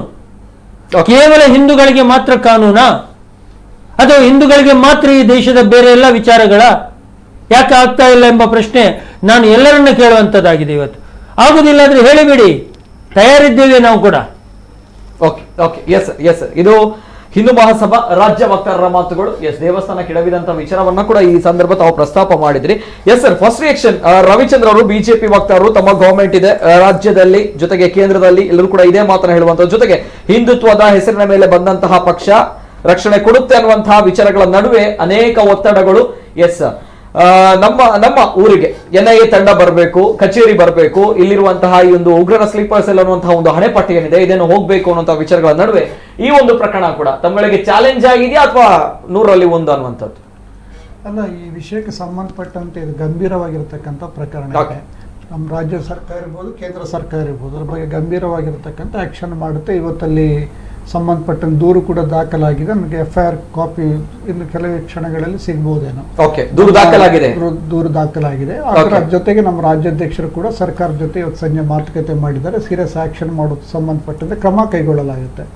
ಎರಡನೇದು ಇರುವಂಥದ್ದು, ಇವರು ICISನವರು ಈ ಥರ ಇದು ಚಿತ್ರ. ಇವಾಗ ಉದಾಹರಣೆಗೆ ನಾವು ನೋಡಿದ್ರೆ ಅಫ್ಘಾನಿಸ್ತಾನಲ್ಲಿ ಹಿಂದೆ ಗಾಂಧಾರ ದೇಶ ಆಗಿತ್ತು, ಅಲ್ಲೆಲ್ಲ ಎಷ್ಟೋ ದೇವಸ್ಥಾನದವರು ತೆಗೆದಿದ್ರು. ಇದೊಂದು ಭಯಪಡಿಸುವಂತ ಒಂದು ಪ್ರಯತ್ನವನ್ನ ನಿರಂತರವಾಗಿ ಮಾಡ್ತಾ ಬಂದಿದ್ದಾರೆ ಅವರು. ಹಾಗಾಗಿ ಇದರ ನೆಕ್ಸ್ಟ್ ಸ್ಟೇಜ್ ಅವರು ಹೋಗಿ ಈ ತರ ದೇವಸ್ಥಾನ ಹುಡಿ ಮಾಡುದು, ಇದನ್ನ ಅವರು ಅವ್ರು ಏನ್ ಮುಂದೆ ಮಾಡ್ತೀವಿ ಅದನ್ನ ತೋರಿಸ್ತಾ ಇದ್ದಾರೆ. ಉದಾಹರಣೆ ನಮ್ಮ ದೇಶದ ಎಲ್ಲ ಯಾವುದೇ ನೀವು ಮಸೀದಿಯ ಕೆಳಗಡೆ ಉತ್ಖನನ ಮಾಡುವುದನ್ನ ಅಯೋಧ್ಯೆಲ್ಲ ಕಡೆ ಕೂಡ ದೇವರ ಮೂರ್ತಿಗಳು ಸಿಕ್ಕಿದೆ. ಬಟ್ ನಮ್ಮ ಸರ್ಕಾರಕ್ಕೆ ಇದಕ್ಕೆ ಸಂಬಂಧಪಟ್ಟಂತೆ ಈ ಥರ ಧಾರ್ಮಿಕ ಭಾವನೆ ಕೆರಳಿಸುವುದು, ಇದರ ಬಗ್ಗೆ ಸೀರಿಯಸ್ ಆಗಿರ್ತಕ್ಕಂಥ ಆ್ಯಕ್ಷನ್ನ ನಮ್ಮ ಎಲ್ಲ ಲೀಡರ್ಸ್ಗಳಿರ್ಬೋದು ಸರ್ಕಾರ ಮಾಡುತ್ತೆ. ಉದಾಹರಣೆಗೆ ಇನ್ನೊಂದು 8 ವರ್ಷ ಹಿಂದೆ ನೀವು ದಿನಪತ್ರಿಕೆ ತೆಗೆದು ನೋಡಿ ಸರ್, ನೀವು ದಿನ ಬೆಳಗಾದ್ರೆ 4-5 ಜನ ಭಾರತದ ಯೋಧರು ಹುತಾತ್ಮರಾಗಿ ಪತ್ರಿಕೆಯಲ್ಲಿ ವರದಿ ಬರ್ತಾ ಇತ್ತು. ಇವತ್ತು ನೀವು ತೆಗೆದು ನೋಡಿ ಸರ್, ಸುಮಾರು ಒಂದು 5-6 ತಿಂಗಳ ಕಾಲ ನೀವೆಲ್ಲೂ ಕೂಡ ನಮ್ಮ ಯೋಧರು ಸಾಯಲ್ಲ. ಆ ಕಡೆ ನಾವು ಎನ್ಕೌಂಟರ್ ಆ ಕಡೆ ಮಾಡ್ತೀವಿ. ಇವತ್ತು ಯಾರು ಉಗ್ರಗಾಮಿಗಳಿದ್ದಾರೆ, ಇಡೀ ನಮ್ಮ ಗಡಿ ಪ್ರದೇಶ ಏನಿದೆ ಅಲ್ಲಿ ನಮ್ಮ ಸೇನೆ ಇವತ್ತು ಬಹಳ ಬಲವಾಗಿ ಕೆಲಸ ಮಾಡ್ತಾ ಇದೆ. ನೀವು ಯಾವುದೇ ಪತ್ರಿಕೆಯಲ್ಲಿ ಇವತ್ತು ಸಿಗಲ್ಲ. ಈ ಥರ ದೇಶಕ್ಕೆ ಸಂಬಂಧಪಟ್ಟಂತೆ ಯಾವ ಯಾವ ಕೆಲಸಗಳನ್ನು ಮಾಡಬೇಕು ಅದೆಲ್ಲವನ್ನು ಮಾಡೋ ಪ್ರಯತ್ನ ಮಾಡ್ತಾರೆ. ಅದರ ಮಧ್ಯನೂ ಕೂಡ ಈ ತರ ಏನ್ ನಡೀತಾ ಇದೆ ಇದಕ್ಕೆ ಸಂಬಂಧಪಟ್ಟಂತೆ ನಮ್ಮ ಈಗ ಸರ್ಕಾರ ಗಡಿಯಲ್ಲಿ ಪ್ರಾಮಾಣಿಕ- ಇರೋದಕ್ಕಿಂತ ಆ ಕಡೆ ಗಡಿಯಲ್ಲಿ ಇರುವುದಕ್ಕಿಂತ ಜಾಸ್ತಿ ನಮ್ಮೊಳಗಡೆ ಇದ್ದಾರೆ ಅನ್ನುವಂತಹ ವಿಚಾರ, ಹಾಗಾಗಿ ಇಂತಹ ಪೋಸ್ಟ್ಗಳು ಹರಿದಾಡ್ತಾ ಇರುವಂತದ್ದು. ಹಾಗಾಗಿ NIA ಪದೇ ಪದೇ ನಮ್ಮ ಮಂಗಳೂರಿಗೆ ಬರುವಂತದ್ದು, ಉಳ್ಳಾಲಕ್ಕೆ ಬರುವಂತದ್ದು, ಮಂಗಳೂರಿಗೆ ಬರುವಂತದ್ದು, ಭಟ್ಕಳಕ್ಕೆ ಬರುವಂತದ್ದು. ಸೊ ಈ ವಿಚಾರಗಳು ನೋಡಿದಾಗ ನಮ್ಮೊಳಗೆ ಇದ್ದಾರೆ ಅಂತ ಬಂದಾಗ ನಮ್ಗಳಿಗೆ ಎಷ್ಟು ರಕ್ಷಣೆ ಕೊಡುತ್ತೆ ನಮ್ಮ ಸರ್ಕಾರ ಅನ್ನುವಂಥ ಅಲ್ಲ ವಿಚಾರ. ಸರ್, ಉದಾಹರಣೆ ಭಟ್ಕಳದಲ್ಲಿ ನಮ್ಮ ಬಿಜೆಪಿ ನಾಯಕರು ಶಾಸಕರನ್ನೇ ಕಳೆದುಕೊಂಡಿರ್ತಕ್ಕಂಥ ನಮ್ಮ ಉದಾಹರಣೆ ಇದೆ. ನಾನು ಹೇಳ್ತಾ ಇರೋದು ಉದಾಹರಣೆ ಬಿಜೆಪಿಯವ್ರನ್ನ ವೋಟ್ ಬ್ಯಾಂಕಿಗೋಸ್ಕರ ಇದು ರಕ್ಷಣೆ ಮಾಡೋ ಪ್ರಶ್ನೆನೇ ಇಲ್ಲ ಸರ್. ಹಾಗಾಗಿ ನಾನೇನ್ ಹೇಳ್ತಾ ಇದ್ದೀನಿ ಅಂತ ಉದಾಹರಣೆ NIA ಬರಬೇಕಾಗಿದೆ, ಸ್ವಲ್ಪ ತಡವಾಗಿದೆ, ನಾನು ಅದನ್ನು ಒಪ್ಕೊಳ್ತೀನಿ ಸರ್. ಬಟ್ ನಾವು ಅದಕ್ಕೆ ಸಂಬಂಧಪಟ್ಟಂತೆ ಪ್ರಕ್ರಿಯೆಗಳನ್ನ ಮಾಡ್ತೀವಿ. ಈ ಹಿಂದೆನೆ ನಮ್ಮ ಇವರು ಬಂದಾಗ ಕೂಡ ಅದನ್ನು ಪ್ರಸ್ತಾಪ ಮಾಡಿದ್ರು, CM ಬಂದಾಗ ಕೂಡ ನೀವು ಹೇಳಿದಂಗೆ ಪ್ರಸ್ತಾಪ ಮಾಡಿದ್ದಾರೆ. ಅದನ್ನ ನಾವು ಸೀರಿಯಸ್ ಆಗಿ ಪ್ರೋಸೆಸ್ ಅನ್ನ ಮಾಡ್ತೀವಿ. ಉದಾಹರಣೆ ಕಳೆದ 2 ವರ್ಷದಿಂದ ಕೊರೋನಾದಿಂದಾಗಿ ಹಲವಾರು ವಿಷಯಗಳು ನಮ್ಗೆ ಮಾಡಕ್ಕಾಗಿಲ್ಲ. ನಾವೇನು ಉದ್ದೇಶ ಇಟ್ಕೊಂಡು ಸರ್ಕಾರ ಮಾಡಿದ್ವೋ ಅದೆಲ್ಲವನ್ನು ಮಾಡಕ್ಕಾಗಿಲ್ಲ. ಬಟ್ ಈ ವಿಷಯಕ್ಕೆ ಸಂಬಂಧಪಟ್ಟಂತೆ ನಾವು ಸೀರಿಯಸ್ ಆಗಿರತಕ್ಕಂಥ ಆಕ್ಷನ್ ಮಾಡ್ತೀವಿ. ನಮ್ಮ ಗೃಹ ಸಚಿವರು ಕೂಡ ಅದರ ಬಗ್ಗೆ ಹೇಳಿಕೆಯನ್ನ ನನ್ನ ಹತ್ರ ಕೊಡಬಹುದು ಅಂತ ಅನ್ಸುತ್ತೆ. ರಾಜ್ಯಾಧ್ಯಕ್ಷ ಕೂಡ ಮಾತುಕತೆಯನ್ನ ಓಕೆ ಓಕೆ ಎಸ್ ಸರ್, ಇದು ಫಸ್ಟ್ ರಿಯಾಕ್ಷನ್ ಬಿಜೆಪಿ ವಕ್ತಾರ. ಅದೇ ರೀತಿ ಅನೇಕ ಜನರು ಕಾರ್ಯಕ್ರಮ ನೋಡ್ತಾ ಇದ್ದಾರೆ ವೀಕ್ಷಕರು. ತಮ್ಮ ಅಭಿವ್ಯಕ್ತಿ ಸ್ವಾತಂತ್ರ್ಯ ಕೂಡ ಮುಕ್ತವಾಗಿರುವಂತಹ ಅವಕಾಶ ಇದೆ. ಕರೆಗಳು ಬರ್ತಾ ಇದೆ. ಪ್ರಥಮ ಕರೆ ಸ್ವೀಕಾರ ಮಾಡ್ತೇನೆ. ಹಲೋ ಸರ್, ನಮಸ್ತೆ. ನಮಸ್ತೆ ಸರ್. ಸರ್ ನಮಸ್ತೆ. ನಮಸ್ತೆ. ಎಲ್ಲಿಂದ ಸರ್ ತಮ್ಮ? ಸಾಯಿನಾಥ್ ಬೋಳೂರು. ನಮಸ್ತೆ ನಮಸ್ತೆ ಸರ್, ಮಾತಾಡಿ ಸರ್, ಮಾತಾಡಿ. ನಾನು ಹಿಂದೂ ಧರ್ಮದಲ್ಲಿ ನಾನೊಂದು ಪ್ರಾಮುಖ್ಯ ವಹಿಸಿದವನು. ಮಾತಾಡಿ ಸರ್. ವಿಜೇಂದ್ರ ಕೊಟ್ಟಾರಿ ಮತ್ತು ಬಿಜೆಪಿ ವಕ್ತಾರ ಮತ್ತು ಧರ್ಮೇಂದ್ರನ್ ಅವರಿಗೆ ನನ್ನ 3 ಜನರಿಗೆ ನಮಸ್ಕಾರ. ಓಕೆ ಓಕೆ ಎಸ್ ಸರ್, ಹೇಳಿ ಸರ್, ಮಾತಾಡಿ. ಕಾವಿ ತೊಟ್ಟು ಇಡೀ ದೇಶವನ್ನು ತಿರುಗಬಹುದಾ ಅಂತ ನನ್ನ ಹತ್ರ 3 ಜನರೊಂದು ಪ್ರಶ್ನೆ ಕೇಳ್ಬೋದು. ಅರ್ಥ ಆಗಿಲ್ಲ ಸರ್. ಕಾವಿ ತೊಟ್ಟು ದೇಶದಲ್ಲಿ ತಿರುಗಾಡಕ್ಕೆ ಅವಕಾಶ ಇದೆ ಅಂದ್ರೆ ಅಷ್ಟು ಇದಿದೆಯಾ, ರಕ್ಷಣೆ ಇದೆಯಾ ಅಂತ ಕೇಳ್ತಾ ಇದ್ದಾರಾ? ಇದು ನಂಗೆ ಮೇನ್ ಬೇಕಿದ್ದು. ಯಾಕೆಂತ ಹೇಳಿದ್ರೆ ನಾನೊಂದು ನಿಮ್ಮೊಟ್ಟಿಗೆ ಬಂದು ನಂಗೆ ಒಬ್ಬ ಹೊಡೆದ್ರೆ ಅಂತ ಹೇಳಿದ್ರೆ ಯಾರು ಬರುದಿಲ್ಲ. ಅದೇ ಇನ್ನೊಂದು ಧರ್ಮದವರಿಗೆ ನಾವು ಹೊಡೆದ್ರೆ ತುಂಬಾ ಮಂದಿ ಬರ್ತಾರೆ. ಸರಿ, ಇದು ನಮ್ಮ ಹಿಂದೂ. ಇದಕ್ಕೆ ಎಂತ ಗೊತ್ತಿಲ್ಲ ವಿಷಯ. ಇದು ಪೂಜಾರಿ, ಶೆಟ್ಟಿ, ಕೊಂಕಣಿ, ಬೈದ ಅವರೆಲ್ಲ ನಮ್ಗೆ ಅವನಿಗೆ ಪೆಟ್ಟು ಬಿತ್ತ ನಂಗೆ ಬೀಳಿಲ್ಲ ಅಂತ. ನಮ್ಮ ಧರ್ಮದಲ್ಲಿ ನಾವು ಸೋತದ್ದು ಇದೇ ಕಾರಣಕ್ಕೆ. ಓಕೆ ಓಕೆ ಸರಿ ಸರ್, ಸರಿ, ಥ್ಯಾಂಕ್ ಯು ಸಾಯಿನಾಥ್ ಬೋಳೂರ್ ಅವರು. ಎಸ್, ಇದು ತಮ್ಮ ಅಭಿವ್ಯಕ್ತಿ ಸ್ವಾತಂತ್ರ್ಯ. ಎಸ್ ಸರ್, ಜಿತೇಂದ್ರ ಕುಂದೇಶ್ವರ್, ಒಂದು ವಿಚಾರವನ್ನ ತಾವು ಇಲ್ಲಿ ಹೇಳಿದ್ರಿ ಅಂಡ್ ಗಮನಿಸಬೇಕಾಗಿರುವಂತಹ ವಿಚಾರ. ಇದರಲ್ಲಿ ಏನು ಈ ಉಗ್ರರ ವಿಚಾರವಾಗಿ ನಾವು ಮಾತನಾಡಿದಾಗ ನಮ್ಮ ಕರಾವಳಿ ಭಾಗಗಳಲ್ಲಿ ಅನೇಕ ವಿಚಾರಗಳು, ಹಿಂದೆ ಕೂಡ ಭಟ್ಕಳ ಅಂತ ಬಂದಾಗ ಗೊತ್ತಿರುವಂತದ್ದು ಈ ಒಂದು ವಿಚಾರದಲ್ಲಿ ಕುಖ್ಯಾತಿಯನ್ನ ಪಡೆದುಕೊಂಡಿರುವಂತದ್ದು. ಆದ್ರೆ ಇಲ್ಲಿ ಸ್ಥಳೀಯರೇ ಎಲ್ಲರೂ ಕೂಡ ಇನ್ಕ್ಲೂಡ್ ಆಗಿದ್ದಾರೆ, ಸ್ಥಳೀಯರೇ ಇದರಲ್ಲಿ ಶಾಮೀಲಾಗಿದ್ದಾರೆ, ಸ್ಥಳೀಯರೇ ಇರುವಂತದ್ದು ತಾವು ನೇರವಾಗಿ ಹೇಳ್ತೀರಾ? Yes sir. ಹೌದು.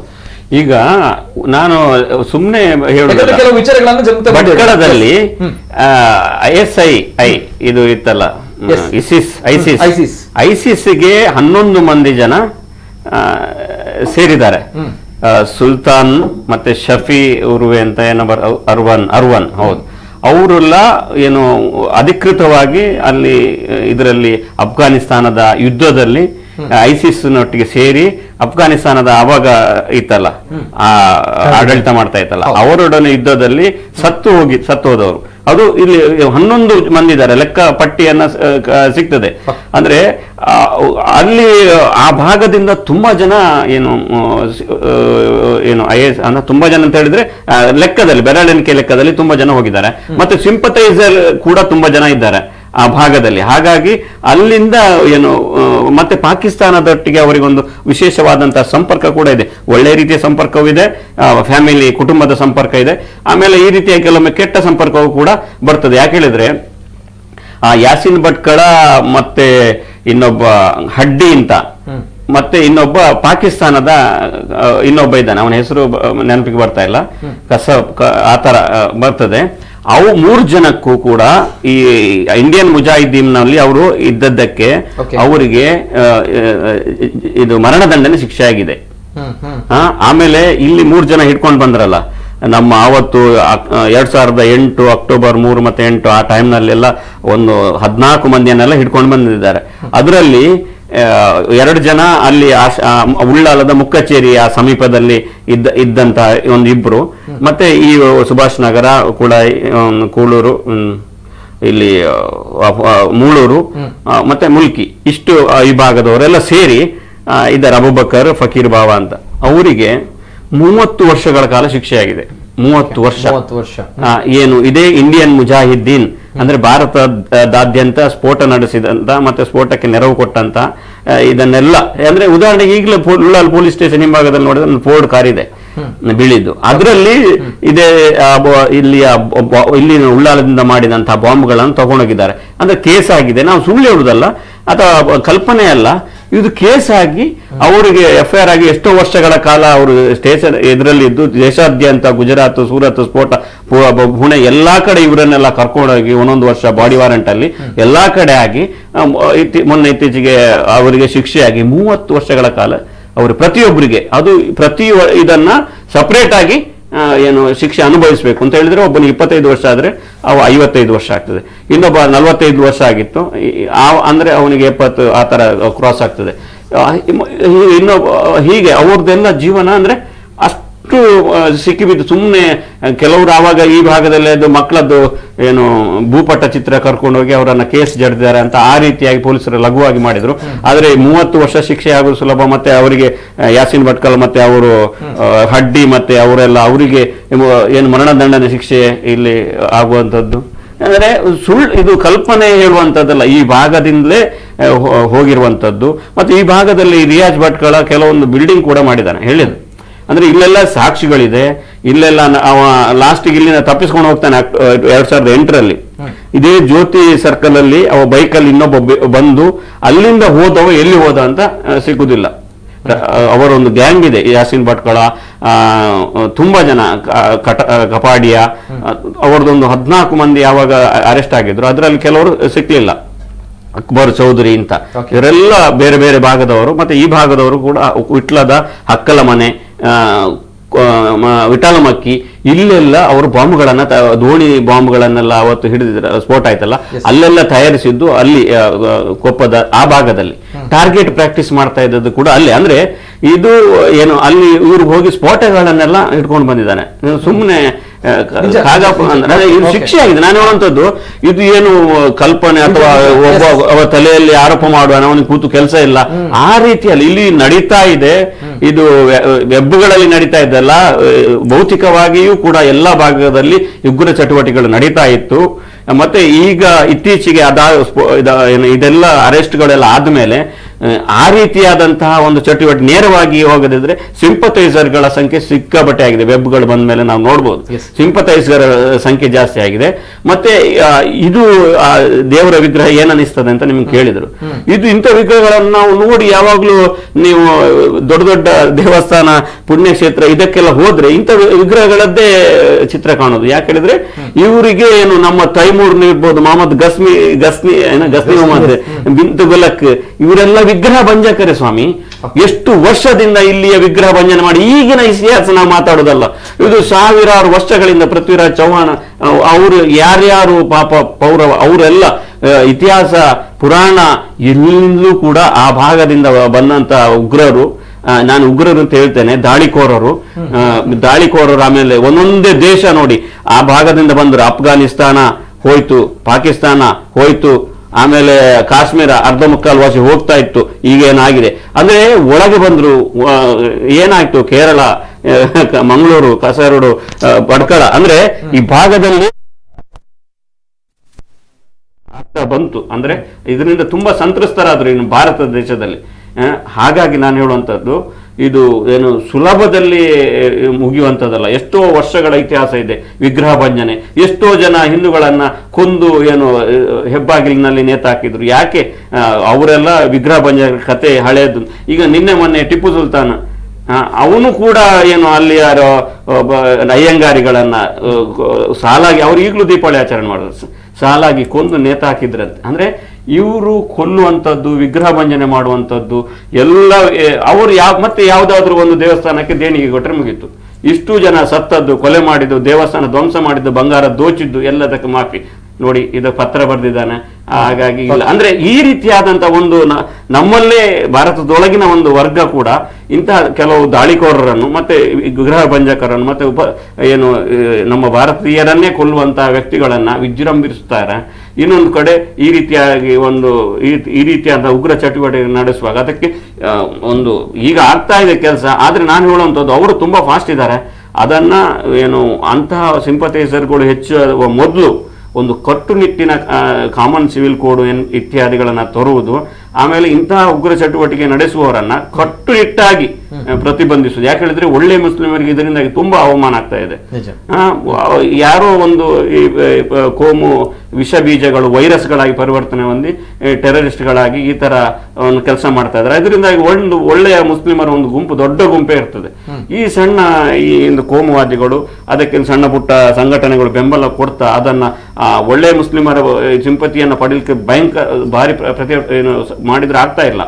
ಆದರೆ ಕೊನೆಗೆ ಯಾವಾಗಲೂ ಕೂಡ ಇಷ್ಟವರೆಗೆ ನಾವು ನೋಡಿದಂತ ವಿಷಯ ನೋಡುವಾಗ ಕ್ರಿಮಿನಲ್ಗಳು ರೌಡಿಗಳು, ಗೂಂಡಾಗಳು ಅವರ ಶಕ್ತಿ ಹೆಚ್ಚಿದ್ದಾಗ ಈ ಒಳ್ಳೆಯ 99% ಇದ್ರೂ ಕೂಡ ಒಳ್ಳೆಯವರು ಸುಮ್ಮನೆ ಮಾತನಾಡದೆ ಇರುವುದರಿಂದಾಗಿ ಈ ಕೆಟ್ಟ ಶಕ್ತಿಗಳು ವಿಜೃಂಭಿಸುವುದು. ಹಾಗಾಗಿ ಈ ಸರ್ಕಾರ ಈ ಸಂದರ್ಭದಲ್ಲಿ ಇದರ ಬಗ್ಗೆ ದೇಶಭಕ್ತಿ ಈ ರೀತಿಯಾಗಿ ಹಿಂದುತ್ವ ಎಲ್ಲ ಹೇಳಿಕೊಡುವಂತ ಸರ್ಕಾರ ಇರುವಾಗ, ಕೇಂದ್ರದಲ್ಲಿ ಮತ್ತೆ ರಾಜ್ಯದಲ್ಲೂ ಕೂಡ ಇರುವಾಗ, ಇಂತಹ ಚಟುವಟಿಕೆಗಳನ್ನ ಲಘುವಾಗಿ ಪರಿಗಣಿಸಿ, ಗಂಭೀರವಾಗಿ ಪರಿಗಣಿಸಿ, ಅದಕ್ಕೋಸ್ಕರ ಸ್ವಲ್ಪ ಹೆಚ್ಚು ಹಣ ಖರ್ಚು ಮಾಡಿ, ಟ್ಯಾಕ್ಸ್ ಇದ್ದು ನಮಗೇನು ಬೇಜಾರಿಲ್ಲ. ಪೆಟ್ರೋಲ್ ಇದು ಎಲ್ಲೋ ಹೋಯ್ತು ಹೇಳಿದ್ರೆ ಇಲ್ಲಿಗೆ ಹಾಕಿ, ಬೇಜಾರಿಲ್ಲ. ಆದ್ರೆ ಕೇವಲ ಬಾಯಿ ಮಾತಿನ ಹೇಳಿಕೆಯಾಗಿದೆ, ತೋರಿಕೆಯ ಮಾತಾಗಬಾರದು ಅಂತ ನನ್ನದೊಂದು ಆಶಯ. ಎಸ್ ಜಿತೇಂದ್ರ ಕುಂದ್ರೇಶ್, ಸಂಕ್ಷಿಪ್ತವಾಗಿ ವಿವರಣೆಯನ್ನ ಕೊಟ್ಟಿದ್ದೀರಾ ಈ ಒಂದು ವಿಚಾರದ ಬಗ್ಗೆ. ನಮ್ಮ ಸರ್ಕಾರದ ವಿಚಾರ ಕೂಡ ಕೇಳಬೇಕು. ಜೊತೆಗೆ ಇನ್ನೊಂದು ಕರೆ ಇದೆ. ಹಲೋ ಸರ್, ನಮಸ್ತೆ. ನಮಸ್ತೆ ನಿಜೇಂದ್ರ. ನಮಸ್ತೆ ಸರ್. ನಮಸ್ತೆ, ತಮ್ಮ ಹೆಸರು ಸರ್? ಸುರೇಶ್ ಕರಂಗಲ್ಪಾಡಿಂದ ಮಾತಾಡೋದು. ನಮಸ್ತೆ, ಮಾತಾಡಿ ಸರ್. 3 ಜನ ಅತಿಥಿಗಳಿಗೂ ನಮಸ್ಕಾರ. ನಮಸ್ತೆ. ನೋಡಿ, ನಮ್ಮಲ್ಲಿ ಈಗ ಈ ಉಗ್ರವಾದದ ಬಗ್ಗೆ ನಾವು ಮಾತಾಡುವಾಗ ನೋಡಿ, ಯಾವುದೇ ದೇಶದ ಯಾವುದೇ ಮೂಲೆಯಲ್ಲಿ ಉಗ್ರವಾದ ಅಥವಾ ಯಾವುದೇ ಚಟುವಟಿಕೆ ನಡಿಬೇಕಾದ್ರೂ ಅದಕ್ಕೆ ಒಬ್ಬ ಸ್ಥಳೀಯರ ಸಹಕಾರ ಬೇಕೇ ಬೇಕು. ಈ ಸ್ಥಳೀಯರ ಸಹಕಾರ ಇಲ್ಲದೆ ಯಾರೇ ಒಬ್ಬ ಪಾಕಿಸ್ತಾನದಿಂದ ಬಂದವ ಇಲ್ಲಿ ಮಂಗಳೂರಲ್ಲಿ ಒಂದು ಬಾಂಬ್ ಬ್ಲಾಸ್ಟ್ ಮಾಡ್ಲಿಕ್ಕೆ ಆಗುದಿಲ್ಲ. ಅಂತದ್ರಲ್ಲಿ ನಮ್ಮದು ಒಂದು ದೊಡ್ಡ ಕೊರತೆ ಅಂತ ಹೇಳಿದ್ರೆ, ನಮ್ದು ಈ ಗುಪ್ತಚರ ಇಲಾಖೆ ಉಂಟಲ್ಲ, ಇದು ಇನ್ನಷ್ಟು ಆಕ್ಟಿವ್ ಆಗಬೇಕು. ನಾವು ಯಾವುದನ್ನು ಉದಾಹರಣೆ ತಗೊಳ್ಬೇಕು ಅಂತ ಹೇಳಿದ್ರೆ, 9/11 ಅಟ್ಯಾಕ್ ಅಮೆರಿಕದಲ್ಲಿ ಆದ ಮೇಲೆ ಇವತ್ತಿನವರೆಗೆ ಒಂದು ನರಪಿಳ್ಳೆ ಅಲ್ಲಿ ಒಳಗೆ ನುಗ್ಲಿಕ್ಕೆ ಸಾಧ್ಯ ಆಯ್ತಾ? ದೇಶ ಪ್ರೇಮ ಅಂತ ಹೇಳಿದ್ರೆ ಅದು ದೇಶ ಪ್ರೇಮವೇ ಇಲ್ಲದೆ ನಾವು ಈ ಯಾವ್ದಾದ್ರು ಒಂದು ಘಟನೆ ಸಂಭವಿಸಿದಾಗ ಇವತ್ತು ಆ ಮುರುಡೇಶ್ವರ ಚಿತ್ರವನ್ನು ಮಾಡಿದಾಗ ನೋಡಿ, ಈಗ ಟೆಕ್ನಾಲಜಿ ಎಷ್ಟು ಮುಂದೆ ಹೋಗಿದೆ ಅಂತ ಹೇಳಿದ್ರೆ, ಅದು ಯಾರು ಹಾಕಿದ್ದು ಅಂತ ಹೇಳಿಕೊಂಡು ನಿಮಗೆ 10 ನಿಮಿಷದಲ್ಲಿ ಕಂಡುಹಿಡಿಬಹುದು.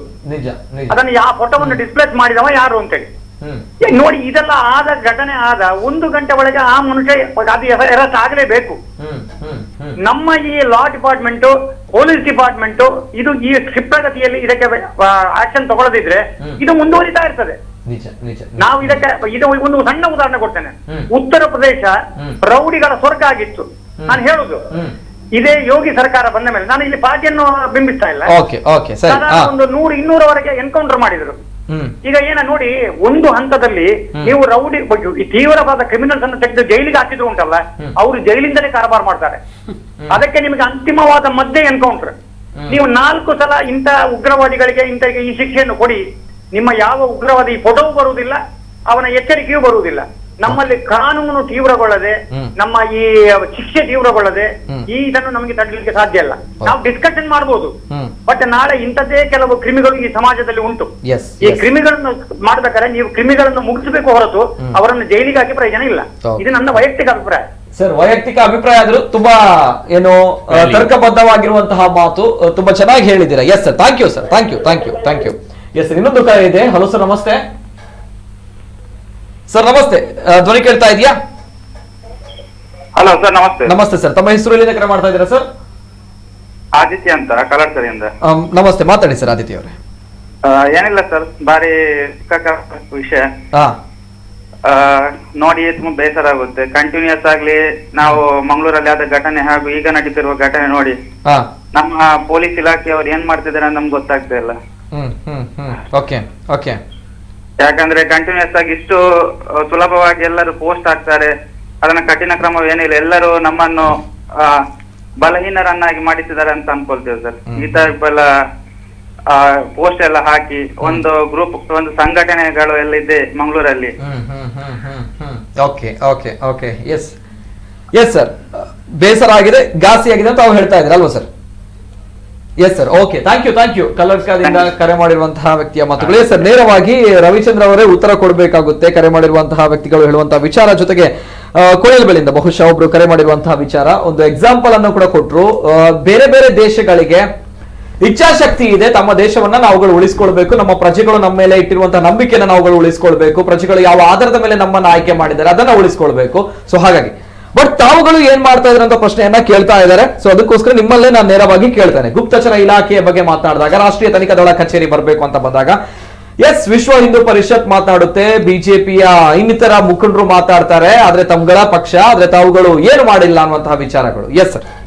ನೋಡಿ ಸರ್, ನಮ್ಮ ರಾಜ್ಯಕ್ಕೆ ಸಂಬಂಧಪಟ್ಟಂತೆ ಹೇಳೋದಾದ್ರೆ ದೇಶದ ಉದಾಹರಣೆ ನಾನು ಹಾಗೆ ಹೇಳಿದೆ, ಗಡಿ ವಿಷಯಕ್ಕೆ ಸಂಬಂಧಪಟ್ಟಂತೆ ನಮ್ಮ ರಾಜ್ಯದಲ್ಲಿ ನಮ್ಮ ಸರ್ಕಾರ ಇರುವ ಕೆಲವು ಈ ತರ ಘಟನೆಗಳು KFDS ಇದನ್ನೆಲ್ಲ ನೋಡಿದಾಗ ಇಟ್ಸ್ ನಾಟ್ ಜೋಕ್ ಅನ್ನುವಂಥದ್ದು ಅಲ್ವಾ ಸರ್? ಯಾಕಂದ್ರೆ ಪದೇ ಆಗ್ತಾ ಇರುವಂತದ್ದು ಸ್ಯಾಟಲೈಟ್ ಫೋನ್ಗಳ ವಿಚಾರವಾಗಿ ನಾವು ಮಾತಾಡಿದಾಗ, ನಮ್ಮ ಉಳ್ಳದ ಬಗ್ಗೆ ನಾವು ಮಾತಾಡಿದಾಗ, ಭಟ್ಕಳದಲ್ಲಿ ಅನೇಕ ವಿಚಾರಗಳು ನಡೆದಿರುವಂತ ತಮಾಷೆಯ ವಿಚಾರಗಳಲ್ಲ ಭಟ್ಕಳದಲ್ಲಿ.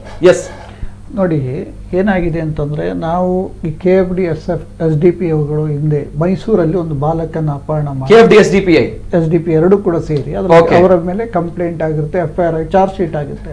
ಸಿದ್ದರಾಮಯ್ಯ ಸರ್ಕಾರ ಬಂದಾಗ ಆ ಎಲ್ಲ ಕೇಸಸ್ಗಳನ್ನ ಕಂಟಿನ್ಯೂಸ್ ವಾಪಸ್ ತಗೊಂಡ್ರು. ಉದಾಹರಣೆಗೆ ಈ ತರ ಒಂದು ಮಾನಸಿಕ ಸ್ಥಿತಿ, ನೀವು ಇಡೀ ದೇಶದ್ರೋಹದಿರ್ಬೋದು ಅಥವಾ ಸಮಾಜದ್ರೋಹಿ ಕೆಲಸ ಮಾಡಿದಂತ ಈ ತರ ಕೆಲಸಗಳನ್ನೆಲ್ಲ ನೀವು ಸಪೋರ್ಟ್ ಮಾಡುವಂತ ಒಂದು ಜನಾಂಗ ಇದೆ ನಮ್ಮ ದೇಶದಲ್ಲಿ. ಉದಾಹರಣೆಗೆ ಕನ್ನಯ್ಯ ಕುಮಾರ್ ನಮ್ಮ ದೇಶದ ವಿರುದ್ಧನೇ ಘೋಷಣೆ ಹಾಕಿದ, ಅವನನ್ನು ಲೀಡರ್ ಮಾಡುವಂತ ಕಮ್ಯುನಿಸ್ಟ್ ಆರ್ಗನೈಸೇಷನ್ಸ್ ಇದೆ, ನೀವು ಸಂಘಟನೆಗಳು ಇದೆ, ಅವನ ನಾಳೆ MP ಮಾಡ್ತೀರಾ, ನೀವು ಕರ್ಕೊಂಡು ನಿಮ್ಮ ರಾಜ್ಯಕ್ಕೆ ಪದಾಧಿಕಾರಿಯನ್ನ ಮಾಡ್ತೀರಾ. ಈ ತರ ಒಂದು ನಮ್ಮ ಉದಾಹರಣೆ ಮಾನವ ಹಕ್ಕುಗಳು ಬರುತ್ತೆ ತುಂಬಾ ಸಲ, ತಾವೇ ನೋಡಿದ್ರೆ ಎಷ್ಟೋ ಘಟನೆ ನಡೆದಾಗ ಮಾನವ ಹಕ್ಕುಗಳು ಬಂದು ಏನೆಲ್ಲ ಮಾಡಿದೆ ಅಂತೇಳಿ. ಹಾಗಾಗಿ ಈ ಒಂದು ವಿಷಯನೂ ಒಂದು ಕಡೆ ನಡೀತಾ ಇದೆ. ನಾವು ಉದಾಹರಣೆಗೆ ನಮ್ಮ ಸರ್ಕಾರ, ಉದಾಹರಣೆ ನಮ್ಮ ಇದಕ್ಕೆ ಸಂಬಂಧಪಟ್ಟಂತೆ ಉದಾಹರಣೆ ಇದನ್ನೆಲ್ಲ ಗಮನಿಸಿನೇ NIA ಮಾಡಬೇಕು ಅಂತ ನಾವು ಎಫರ್ಟ್ ಮಾಡಿರುವಂಥದ್ದು. ಎರಡನೇದು, ನಾವು ಗುಪ್ತಚರ ಇಲಾಖೆ ಸಂಬಂಧಪಟ್ಟಂತೆ ಅವ್ರು ಹೇಳಿದ್ರು, ನನಗೆ ಅನಿಸುತ್ತೆ ಇನ್ನೂ ಬಲಪಡಿಸ್ಬೇಕು. ಅವ್ರು ಹೇಳಿರೋದು ಸರಿ ಇದೆ, ಅದಕ್ಕೆ ಬಲಪಡಿಸ್ಬೇಕು. ನಮ್ಮ ರಾಜ್ಯದಲ್ಲಿ ಇರತಕ್ಕಂಥ ಅಧಿಕಾರಿಗಳು ಕೂಡ ಅವರ ರೋಲು ಬಹಳ ದೊಡ್ಡದಿದೆ, ರಾಜ್ಯಕ್ಕೆ ಇಚ್ಛಾಶಕ್ತಿನೂ ಬಹಳ ಚೆನ್ನಾಗಿ ಆಗ್ಬೇಕು, ಆವಾಗ ಮಾತ್ರ ಇದನ್ನು ಸದಬಡಲಿಕ್ಕೆ ಸಾಧ್ಯ. ಉದಾಹರಣೆ ಯಾವುದೇ ಹೇಳಿಕೆ ಕೊಟ್ಟು ನಾಳೆ ಅದರಿಂದ ಯಾವುದನ್ನು ಮಾಡಲಿಕ್ಕೆ ಕಂಟ್ರೋಲ್ ಮಾಡೋಕ್ಕಾಗೋದಿಲ್ಲ. ಪೊಲೀಸರಿಗೆ ಇನ್ನಷ್ಟು ನಾವು ಶಕ್ತಿ ತುಂಬಬೇಕು. ಇವತ್ತು ನಮ್ಗೆ ಗೊತ್ತಿದೆ, ಒಂದು ಉದಾಹರಣೆ 100 ಪೊಲೀಸರು ಇರುವ ಕಡೆ 10 ಜನ ಪೊಲೀಸರನ್ನ ಇಟ್ಕೊಂಡು ನಾವು ಇವತ್ತು ಕೆಲಸ ಮಾಡ್ತಾ ಇದ್ದೀವಿ. ಅದು ಯಾರ ವೈಫಲ್ಯ ಅಲ್ಲ, ಯಾವುದೇ ಕಂಟಿನ್ಯೂಸ್ ವೈಫಲ್ಯ ಆಗುತ್ತೆ, ಯಾವ ಸರ್ಕಾರ ನೋಡಿ ಸರ್, ಕಂಟಿನ್ಯೂಸ್ ಯಾವ ಸರ್ಕಾರಗಳು ಅದರೆಲ್ಲೂ ಕೂಡ ಜವಾಬ್ದಾರಿನೇ. ನಾವೀಗ ಹೊಸದಾಗಿ ರಿಕ್ರೂಟ್ಮೆಂಟ್ ಮಾಡೋ ಪ್ರಯತ್ನ ಈಗ ಉದಾಹರಣೆ ತಾವು ಇಲ್ಲೇ ನಮ್ಮ ಜಿಲ್ಲೆಯಲ್ಲಿ ನಾವು ಮಾಡಿದ್ವಿ, ರಾಜ್ಯಲ್ಲೂ ಕೂಡ ಮಾಡ್ತಾ ಇದ್ದೀವಿ. ಈ ತರ ವ್ಯವಸ್ಥಿತವಾಗಿ ನೀವು ಅದನ್ನು ಬಲಪಡಿಸುವ ಕೆಲಸವನ್ನ ಬಹಳ ತಳಮಟ್ಟದಿಂದ ಮಾಡ್ಬೇಕಿಲ್ಲ. ನೀವು ಯಾವುದೇ ಅವರಿಗೆ ಉಪಕರಣಗಳು ಕೊಡದೆ ನೀವು ಮಾಡ್ತಾ ಹೋಗಿ ಅಂದ್ರೆ ಮಾಡಕ್ಕಾಗಲ್ಲ. ನಾವು ಅದನ್ನು ಬಲಪಡಿಸ್ತಾ ಇದ್ದೀವಿ, ಪೊಲೀಸ್ನ ಸಂಖ್ಯೆಯನ್ನು ಕೂಡ ಜಾಸ್ತಿ ಮಾಡ್ತಾ ಇದ್ವಿ, ಗುಪ್ತಚರಕ್ಕೆ ಇಲಾಖೆ ಒಳ್ಳೊಳ್ಳೆ ಅಧಿಕಾರಿಗಳನ್ನ ಹಾಕಿ. ಉದಾಹರಣೆ ಈ ಘಟನೆ ನಡೆದಿರೋದು, ಅನ್ಸುಲ್ ಸಕ್ಸೇನಾ ಅನ್ನೋರು ಟ್ವಿಟ್ಟರ್ ಮುಖಾಂತರ ಅದನ್ನ ಬಹಿರಂಗಪಡಿಸಿದ್ದಾರೆ. ನನಗೆ ಗೊತ್ತಿರೋ ಪ್ರಕಾರ ಮೂಲ ಇಲ್ಲಿಂದ ನಮ್ಮ ದೇಶದಲ್ಲಿ ಆಗಿಲ್ಲ, ಅದು ಹೊರಗಡೆಯಿಂದಲೇ ಮಾಡಿರುವ ಚಾನ್ಸಸ್ ಜಾಸ್ತಿ ಇದೆ, ತನಿಖೆ ಆಗಬೇಕು. ಬಟ್ ಯಾವುದೇ ವಿಷಯಕ್ಕೆ ಸಂಬಂಧಪಟ್ಟಂತೆ ಈ ತರ ದೇಶದ್ರೋಹ ನಡೆದಾಗ ನಮ್ಮ ಸರ್ಕಾರ ಬಹಳ ಕಠಿಣವಾಗಿರ್ತಕ್ಕಂಥ ಎಲ್ಲ ಕ್ರಮಗಳನ್ನು ತಗೊಳುತ್ತೆ. ಆದ್ರೆ ಇದೇ ವಿರೋಧ ಪಕ್ಷಗಳಲ್ಲಿ ಇರುವಂತವರು ಏನ್ ಮಾಡ್ತಾರೆ ಅಂದ್ರೆ, ದೇಶದ್ರೋಹದೇ ನಡೆದ್ರು ಕೂಡ ಅವರಿಗೆ ಬೆಂಬಲ ಕೊಡುವಂತ ಪ್ರಯತ್ನವನ್ನ ತಮ್ಮ ಮತ ಬ್ಯಾಂಕ್ಗೋಸ್ಕರ ಮಾಡ್ತಾ ಇದ್ದಾರೆ. ಹಾಗಾಗಿ ನಮ್ಮ ಎಲ್ಲ ಇಲಾಖೆಗಳನ್ನು ಬಲಪಡಿಸಿ ಈ ತರ ಇಶ್ಯೂಗಳನ್ನ ಸರಿಯಾಗಿ ಟಾರ್ಗೆಟ್ ಮಾಡಿ ಯಾರು ಕಾನೂನು ವಿರೋಧ ಚಟುವಟಿಕೆ ಮಾಡ್ತಾರೆ ಅದರ ಮೇಲೆ ಕ್ರಮ ಕೈಗೊಳ್ಳುವಂತ ಎಲ್ಲಾ ಪ್ರಯತ್ನವನ್ನು ನಾವು ಮಾಡ್ತೀವಿ. ಓಕೆ, ವಿರೋಧ ಪಕ್ಷದವರು ಏನ್ ಮಾಡಿದ್ರು ಸರ್, ತಾವುಗಳು ಕೂಡ ಸ್ಟ್ರಾಂಗ್ ಆಗಿದ್ರೆ, ರಕ್ಷಣೆಯನ್ನು ಕೊಡ್ತಾ ಇದ್ರೆ ಎಲ್ಲರೂ ಕೂಡ ಸರಿಯಾಗುತ್ತೆ ಅನ್ನೋದು ಇಲ್ಲಿ ಒಂದು ಪ್ರಶ್ನೆ ಬರುವಂತದ್ದು. ಈ ಒಂದು ರಾಷ್ಟ್ರೀಯ ತನಿಖಾ ದಳದ ಕಚೇರಿಯನ್ನ ಮಂಗಳೂರಿನಲ್ಲಿ ಆರಂಭಿಸಬೇಕು ಅನ್ನುವಂತಹ ವಿಚಾರಗಳ ಬಗ್ಗೆ ಮಾತನಾಡಿದಾಗ, ಹಿಂದಿಂದು ಕೂಡ ಮೊನ್ನೆ ತಾನೆ ಉಳ್ಳದ ಮಾಜಿ ಶಾಸಕರ ಮನೆಗೆ ಆಗಿರುವಂತಹ ರೈಡ್ಗಳ ನಡುವೆ ಕೆಲವು ವಿಚಾರಗಳು ನಮ್ಮ ಕರಾವಳಿ ಭಾಗದಲ್ಲಿ ನಡೀತಾ ಇದ್ದಾಗ ಈ ಒಂದು ವಿಚಾರ ಏನ್ ಕಾರಣ ಆಗಿದೆ, ಇನ್ನೂ ಕೂಡ ಮುಖ್ಯಮಂತ್ರಿ ಅವರು ಕೂಡ ಬರ್ತಾರೆ, ಮಾತಾಡ್ತಾರೆ, ಸುಳಿವನ್ನು ಕೊಡ್ತಾರೆ, ಎಸ್ ಮಾಡೋಣ ಅಂತ ಹೇಳಿ. ಆದ್ರೆ ಇದು ಇಂದು ನಿನ್ನೆ ಅದಲ್ಲ, ಈ ಒಂದು ಪೋಸ್ಟ್ ಗಳಲ್ಲ. ಕುಂದೇಶ್ವರ ಅವರು ಹೇಳಿದಾಗೆ ಈ ಹಿಂದಲ್ಲೂ ಕೂಡ ನಡೀತಾ ಬರ್ತಾ ಇರುವಂತಹ ಅನೇಕ ವಿಚಾರಗಳು ಪ್ರಕರಣಗಳ ನಡುವೆ ಯಾಕೆ ಆಗ್ತಾ ಇಲ್ಲ, ಏನ್ ಕತೆ ಅನ್ನುವಂತಹ ವಿಚಾರ. ಯಾಕಂದ್ರೆ ಕುಂದೇಶ್ವರ ಹೇಳುವಾಗೆ ಸ್ಥಳೀಯರೇ ಇದರಲ್ಲಿ ಇನ್ವಾಲ್ವ್ ಆಗಿದ್ದಾರೆ, ಸ್ಥಳೀಯ ಯುವಕರು ಇನ್ವಾಲ್ವ್ ಆಗಿರುವಂತ ಗೊತ್ತಿದೆ. Very serious issue, it's not joke ಅನ್ನೋದು. ಆದ್ರೂ ಕೂಡ ಅಲ್ಲ, ಉದಾಹರಣೆಗೆ ಇದು ಸೀರಿಯಸ್ ಇಶ್ಯೂನು ಹೌದು. ಉದಾಹರಣೆ ಇವರು ಹೇಳಿದಂಗೆ ಬಾಂಬ್ ತಯಾರಿಕೆಯಿಂದ ಹಿಡ್ಕೊಂಡು ಉದಾಹರಣೆಗೆ ನಮ್ಮ ದನ ಕಳ್ಳ ಸಾಗಾಟ ಮಾಡ್ತಾರೆ ಸರ್. ಒಂದು ದನ ಒಂದ್ಸಲ ಕದಿಯುವಾಗ 4-5 ದನ ಕದೀತಾರೆ ಅವರು. ಒಂದು ದನದ ಬೆಲೆ ಮಿನಿಮಮ್ 30,000 ಇದ್ರೂ ಕೂಡ 1.5-2 ಲಕ್ಷ ರೂಪಾಯಿ ನೀವು ಒಂದ್ಸಲಕ್ಕೆ ಅವರು ಯಾವುದಕ್ಕೆ ಟ್ಯಾಕ್ಸ್ ಇಲ್ಲ ಕರ್ಕೊಂಡೋಗಿ ಮಾರಾಟ ಮಾಡ್ತಾರೆ. ಆ ದುಡ್ಡನ್ನು ಈ ಥರ ಚಟುವಟಿಕೆ ಬಳಸ್ತಾ ಇದ್ದಾರೆ. ಈ ಎಲ್ಲ ಇಶ್ಯೂಸ್ನು ಇದ್ರ ಸುತ್ತಮುತ್ತ ಇದೆ. ಡ್ರಗ್ಸ್ ಇದೆ ಇಲ್ಲಿ, ಈ ತರ ನಮ್ಮ ಧಾರ್ಮಿಕ ಭಾವನೆಗೆ ಇದು ಮಾಡುವ ಕೆಲಸಗಳು ನಡೆಯುತ್ತೆ. ಎಲ್ಲವನ್ನು ಮಾಡಬೇಕಾಗಿದೆ. ಯಾವುದನ್ನು ಕೂಡ ಸುಲಭವಾಗಿ, ಯಾವುದನ್ನು ಕೂಡ ಸಿಲ್ಲಿಯಾಗಿ ತಗೊಳ್ಳೋ ಪ್ರಶ್ನೆ ಇಲ್ಲ. ಇದಕ್ಕೆ ಸಂಬಂಧಪಟ್ಟಂತೆ ನಾನು ಈಗಾಗಲೇ ಹೇಳಿದೆ. ಉದಾಹರಣೆ ನಾವು ದನ ವಿಷಯಕ್ಕೆ ಸಂಬಂಧಪಟ್ಟಂತೆ ಉದಾಹರಣೆ ಸಂಘಟನೆಗಳು, ನಮ್ಮ ಪರಿವಾರ ಸಂಘಟನೆಗಳು ಸಾಕಷ್ಟು ಇಶ್ಯೂಸ್ ಅನ್ನು ಗಮನ ತಂದಿದೆ. ಹೆಚ್ಚಿನ ಕಡೆ ಇವತ್ತು ನಾವು ಅದಕ್ಕೆ ಪೊಲೀಸರಿಗೆ ಅವಕಾಶ ಕೊಟ್ಟು, ನೀವು ರಾತ್ರಿ ಇಡೀ ಅದಕ್ಕೆ ಪಹರೆಗಳನ್ನು ಹಾಕುವಂಥದ್ದು ಇರ್ಬೋದು, ಅದರ ಕಠಿಣ ಕ್ರಮಗಳು ಏನು ಬೇಕು ಅವರಿಗೆಲ್ಲ ಪವರ್ಸ್ ಕೊಟ್ಟು ಬಿಟ್ಟಿದ್ದೀವಿ ಸರ್. ಹಾಗಾಗಿ ನೀವು ಹೇಳಿದಂಗೆ ಉದಾಹರಣೆ ಇನ್ನಷ್ಟು ಜನ ಬೇಕಾಗಿ ನೀವು ಅದರ ಬಲಪಡಿಸಬೇಕು. ನೀವು ಅದಕ್ಕೆಲ್ಲ ಪೊಲೀಸ್ ಇಲಾಖೆ ಉಪಕರಣ ಮತ್ತು ಜನರ ಮ್ಯಾನ್ ಪವರ್ ಕೊಡಬೇಕಾಗಿ ನಾವು ಇವತ್ತು ನೇಮಕ ಮಾಡಿದ್ವಿ ಕಳೆದ ತಿಂಗಳು, ಮೊದಲನೇ ತಿಂಗಳೆಲ್ಲ ಕೊಡಿ. ಕೊರೋನಾದಿಂದಾಗಿ ಕೆಲವೊಂದು 1.5 ವರ್ಷಗಳ ನಿಮ್ಗೆ ತಮಗೂ ಗೊತ್ತಿದೆ, ಎಲ್ಲ ಪ್ರಕ್ರಿಯೆ ಮಾಡೋಕ್ಕಾಗಿಲ್ಲ. ನಮ್ಮ ಸರ್ಕಾರ ಇತ್ತೀಚೆಗೆ ಬಂದಿದೆ, 1 ವರ್ಷ. ಓಕೆ ಸರ್, ತಾವುಗಳು ಸ್ಲೋ ಆದಷ್ಟು ಅವರುಗಳು ಸ್ಟ್ರಾಂಗ್ ಆಗ್ತಾ ಹೋಗ್ತಾರೆ ಸರ್. ಅದು ಸ್ಟ್ರಾಂಗ್ ಆಗಿ. ಎಸ್ ಧರ್ಮೇಂದ್ರ ಅವರು, ಎಸ್ ಇದು ಪಾಪ ಅವರುಗಳ ಕಷ್ಟ ಅಂದ್ರೆ ತುಂಬಾ ಬೌಂಡ್ರೀಸ್ ಗಳಿದೆ. ಸೊ ಅದನ್ನ ನಾವು ಅಲ್ಲ, ನನಗೆ ಏನು ಉತ್ತರ ಕೊಡ್ಬೇಕಂತ ಗೊತ್ತಾಗ್ತಾ ಇಲ್ಲ. ಯಾಕಂದ್ರೆ ಸರ್ಕಾರ ವಿರೋಧ ಪಕ್ಷದಲ್ಲಿರುವಾಗ ಇದೇ ಬಿಜೆಪಿ ಅವರು SDPIF ಬ್ಯಾನ್ ಮಾಡ್ಬೇಕಂದ್ರು, ಅವರ ಮೇಲೆ ಇಲ್ಲ ಸಲ್ಲದ ಆರೋಪಗಳನ್ನೆಲ್ಲ ಹಾಕಿದ್ರು. ಬಟ್ ಇವರು ಅಧಿಕಾರಕ್ಕೆ ಇಲ್ಲ ಸಲ್ಲದ ಆರೋಪಗಳ ಅಲ್ಲ ಅಂದ್ರೆ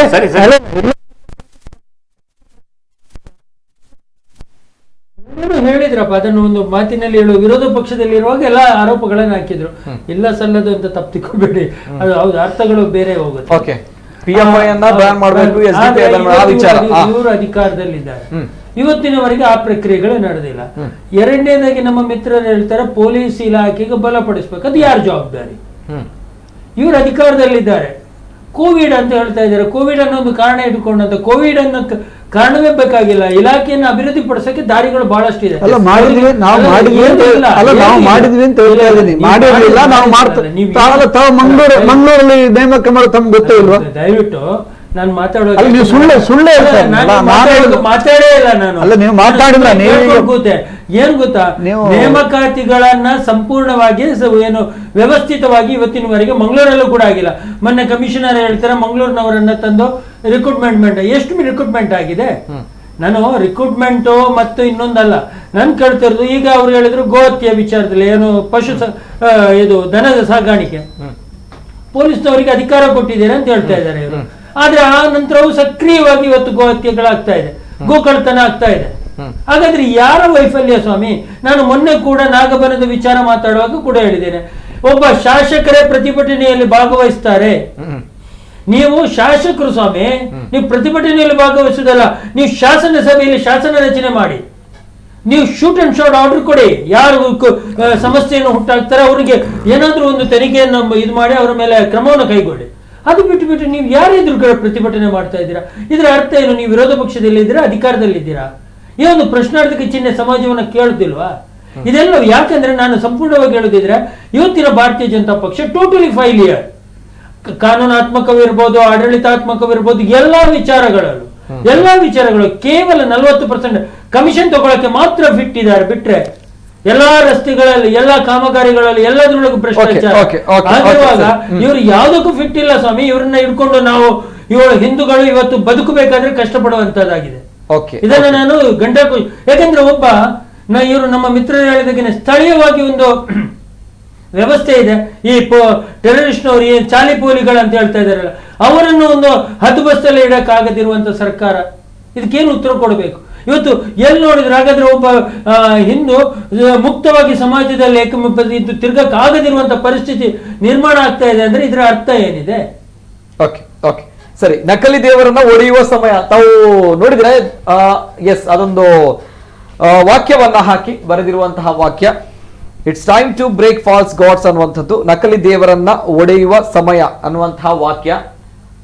ಎಸ್, ಇದು ಸರ್ ಏನ್ ಗೊತ್ತಂದ್ರೆ ಎಸ್, ನಕಲಿ ಎಂಬ ಶಬ್ದವನ್ನು ಬಳಕೆ ಮಾಡಿದ್ರು. ಹಾಗಾದ್ರೆ ಅಸಲು ಯಾರು? ಇವ್ರು ಎಷ್ಟು ಸಾಚೆ ಇದ್ದಾರೆ? ನಾನು ಕೇಳ್ತೇನೆ, ಮುಸಲ್ಮಾನರು ಕುರಾನ್, ನಾನು ಶಬ್ದ ಎತ್ತಬಾರ್ದು, ಕುರಾನ್ ಅನ್ನ ನಾನು ಕೂಡ ಓದಿದ್ದೇನೆ.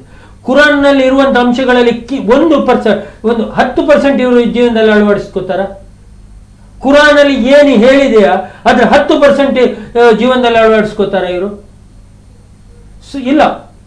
ಆಗಿರುವಾಗ ಕುರಾನ್ ನ ಎದುರಿಟ್ಕೊಳ್ಬೇಡಿ, ಅದು ಧರ್ಮ ಗ್ರಂಥ, ಅದು ಪವಿತ್ರವಾಗಿರುವುದಿದ್ರೆ ಅದನ್ನ ಹಂಗೆ ಉಳಿಸ್ಕೊಳ್ಳಿ. ತನ್ನ ಇಲ್ಲಿನ ಮುಸಲ್ಮಾನರಲ್ಲಿ ನಾನು ಕೇಳ್ತೇನೆ, ಈಗ ನಮ್ಮ ಮಿತ್ರರು ಹೇಳಿದ್ರು ಈ ಏನು ಒಳ್ಳೆ ಮುಸಲ್ಮಾನರಿದ್ದಾರೆ ಕೆಲವರು ಅಂತ, ಒಪ್ಪುಕೊಳ್ಳೋಣ. ಇವ್ರು ಅನ್ಯಾಯ ಮಾಡುವಾಗ ಇವ್ರು ಯಾಕೆ ಎಲ್ಲರಂತ ನಾನು ಹೇಳ್ತೇನೆ. ಆದ್ರೆ ಅದಕ್ಕೆ ವಾಜಪೇಯಿ ಅವರೊಂದು ಮಾತನ್ನ ಹೇಳ್ತಾರೆ, ಮುಸಲ್ಮಾನರು ಎಲ್ಲರೂ ಟೆರರಿಸ್ಟ್ಗಳು. ಆದ್ರೆ ಮುಸಲ್ಮಾನರು ಎಲ್ಲರೂ ಟೆರರಿಸ್ಟ್ ಅಲ್ಲ, ಆದ್ರೆ ಟೆರರಿಸ್ಟ್ಗಳೆಲ್ಲ ಮುಸಲ್ಮಾನರು ಎಂಬುದು ಅದು ಸತ್ಯ ಅಲ್ವಾ ಮಾತದು? ಹಾಗಿರುವಾಗ ಒಳ್ಳೆ ಮುಸಲ್ಮಾನರು ಯಾಕೆ ಧ್ವನಿಯನ್ನೆತ್ತಲ್ಲ? ಅವರ ಧರ್ಮಗುರುಗಳು ಯಾಕೆ ಈ ವಿಚಾರದಲ್ಲಿ ಪತ್ವವನ್ನು ಹೊರಿಸಲ್ಲ? ಕುರಾನಲ್ಲಿ ಹೇಳ್ತಾರೆ ಕಳ್ತನ ಮಾಡಿದಂತ ವಸ್ತುಗಳು ಆಹಾರಕ್ಕೆ ಅಯೋಗ್ಯ ಅಂತ. ಅದು ಸಾಧ್ಯನೇ ಇಲ್ಲ ಕಳ್ತನದ ವಸ್ತುಗಳನ್ನ ತಿನ್ನಕ್ಕೆ ಅಂತ. ಆದ್ರೆ ಇವತ್ತು ನಡೀತಿರುವುದು ಏನು? ಈ ವ್ಯವಸ್ಥೆ ಅಡಿಯಲ್ಲೇ ಹೇಳೋದೊಂದು ಮಾಡೋದೊಂದು ಇನ್ನೊಂದಂತ ಆಗುತ್ತೆ ಅಲ್ವಾ ಅಂತ ನಾನು ಕೇಳ್ತಾ ಇರೋದು. ಓಕೆ, ಜಿತೇಂದ್ರ ಕುಂದೇಶ್ ಅವರು, ಈ ವಿಚಾರವನ್ನ ತಾವು ಗಮನಿಸಿದ್ದೀರಾ. ಜೊತೆಗೆ ನಾನು ನಿಮ್ಮ ಹತ್ರ ಕೇಳುವಂತದ್ದು, ತಮ್ಮ ಕೂಡ ಗೊತ್ತಿರುವಂತ ರಾಷ್ಟ್ರೀಯ ತನಿಖಾ ದಳ ಕಚೇರಿಯನ್ನ ಮಂಗಳೂರಿನಲ್ಲಿ ಪ್ರಾರಂಭ ಮಾಡ್ಬೇಕು ನಮ್ಮ ಕರಾವಳಿ ಭಾಗದಲ್ಲಿ, ಅತ್ಯವಶ್ಯಕ ಅನ್ನುವಂಥದ್ದು ತಾವು ಏನ್ ಹೇಳ್ತೀರಾ? ಹೌದಲ್ವಾ? ಬೇಕೇ ಬೇಕು.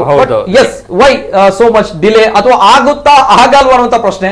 ಯಾಕಂದ್ರೆ ಎಸ್ ರಾಷ್ಟ್ರೀಯ ಅವತ್ತು NIA ಅಂದ್ರೆ ರಾಷ್ಟ್ರೀಯ ತನಿಖಾ ಸಂಸ್ಥೆಯನ್ನ ಈ ಭಾಗದಲ್ಲಿ ಏನು ತುಂಬಾ ಕೆಲಸ ಇದೆ ಅವರಿಗೆ. ಯಾಕೆ ಹೇಳಿದ್ರೆ ಈ ಭಾಗದಲ್ಲಿ ತುಂಬಾ ಆರೋಪಿಗಳು, ಕೇಸ್ಗಳು, ISI ಅವರು ICCಗೆ ಸೇರಿದವರು, ಬಜ್ಪೇಯಲ್ಲಿ ಒಬ್ರು ಸಿಕ್ಕಿದ್ರು. ಬರ್ತೇನೆ ಸರ್. ಒಂದು ಕರೆ ಇದೆ, ಲೈನ್ ಅಲ್ಲಿ ನಿಂತಿದ್ದಾರೆ ಆಗದಿಂದ. ಎಸ್, ಹಲೋ ಸರ್, ನಮಸ್ತೆ. ಹಲೋ, ನಮಸ್ತೆ. ನಮಸ್ತೆ ಸರ್, ನಮಸ್ತೆ. ತಮ್ಮ ಹೆಸರು ಸರ್? ನಾನು ಶಿವರಾಮ್ ಅಂತ, ಮಂಗಳೂರಿಂದ. ನಮಸ್ತೆ ಶಿವರಾಮ್, ಮಾತಾಡಿ ಸರ್. ಅದು ನಮ್ಮವರೇ ನಮಗೆ ಇರೋದು ವಿರೋಧ ಇದ್ದಾರೆ ಮಂಗಳೂರಿನಲ್ಲಿ. ಈ ಹಿಂದೂ ಅಂತ ಹೇಳ್ತಾರೆ ಎಲ್ಲ, ಈ ಬಿಜೆಪಿಗೆ ಅಂತ ಹೇಳಿ ಎಲ್ಲ ನಮಗೆ ವಿರೋಧ ಇರ್ತಾರೆ ಎಲ್ಲ ಸರ್. ಅದು ಅದೇ ಸಮಸ್ಯೆ ನಮಗೆ ಇದೇ ಆಗುದು ಎಲ್ಲ, ಇದಕ್ಕೆ ಸಮಸ್ಯೆ ಇದು. ಓಕೆ ಸರ್, ಅರ್ಥ ಆಗಿಲ್ಲ. Yes sir, thank you. Yes, ಇನ್ನೊಂದು ಕರೆ ಇದೆ. ಹಲೋ ಸರ್, ನಮಸ್ತೆ.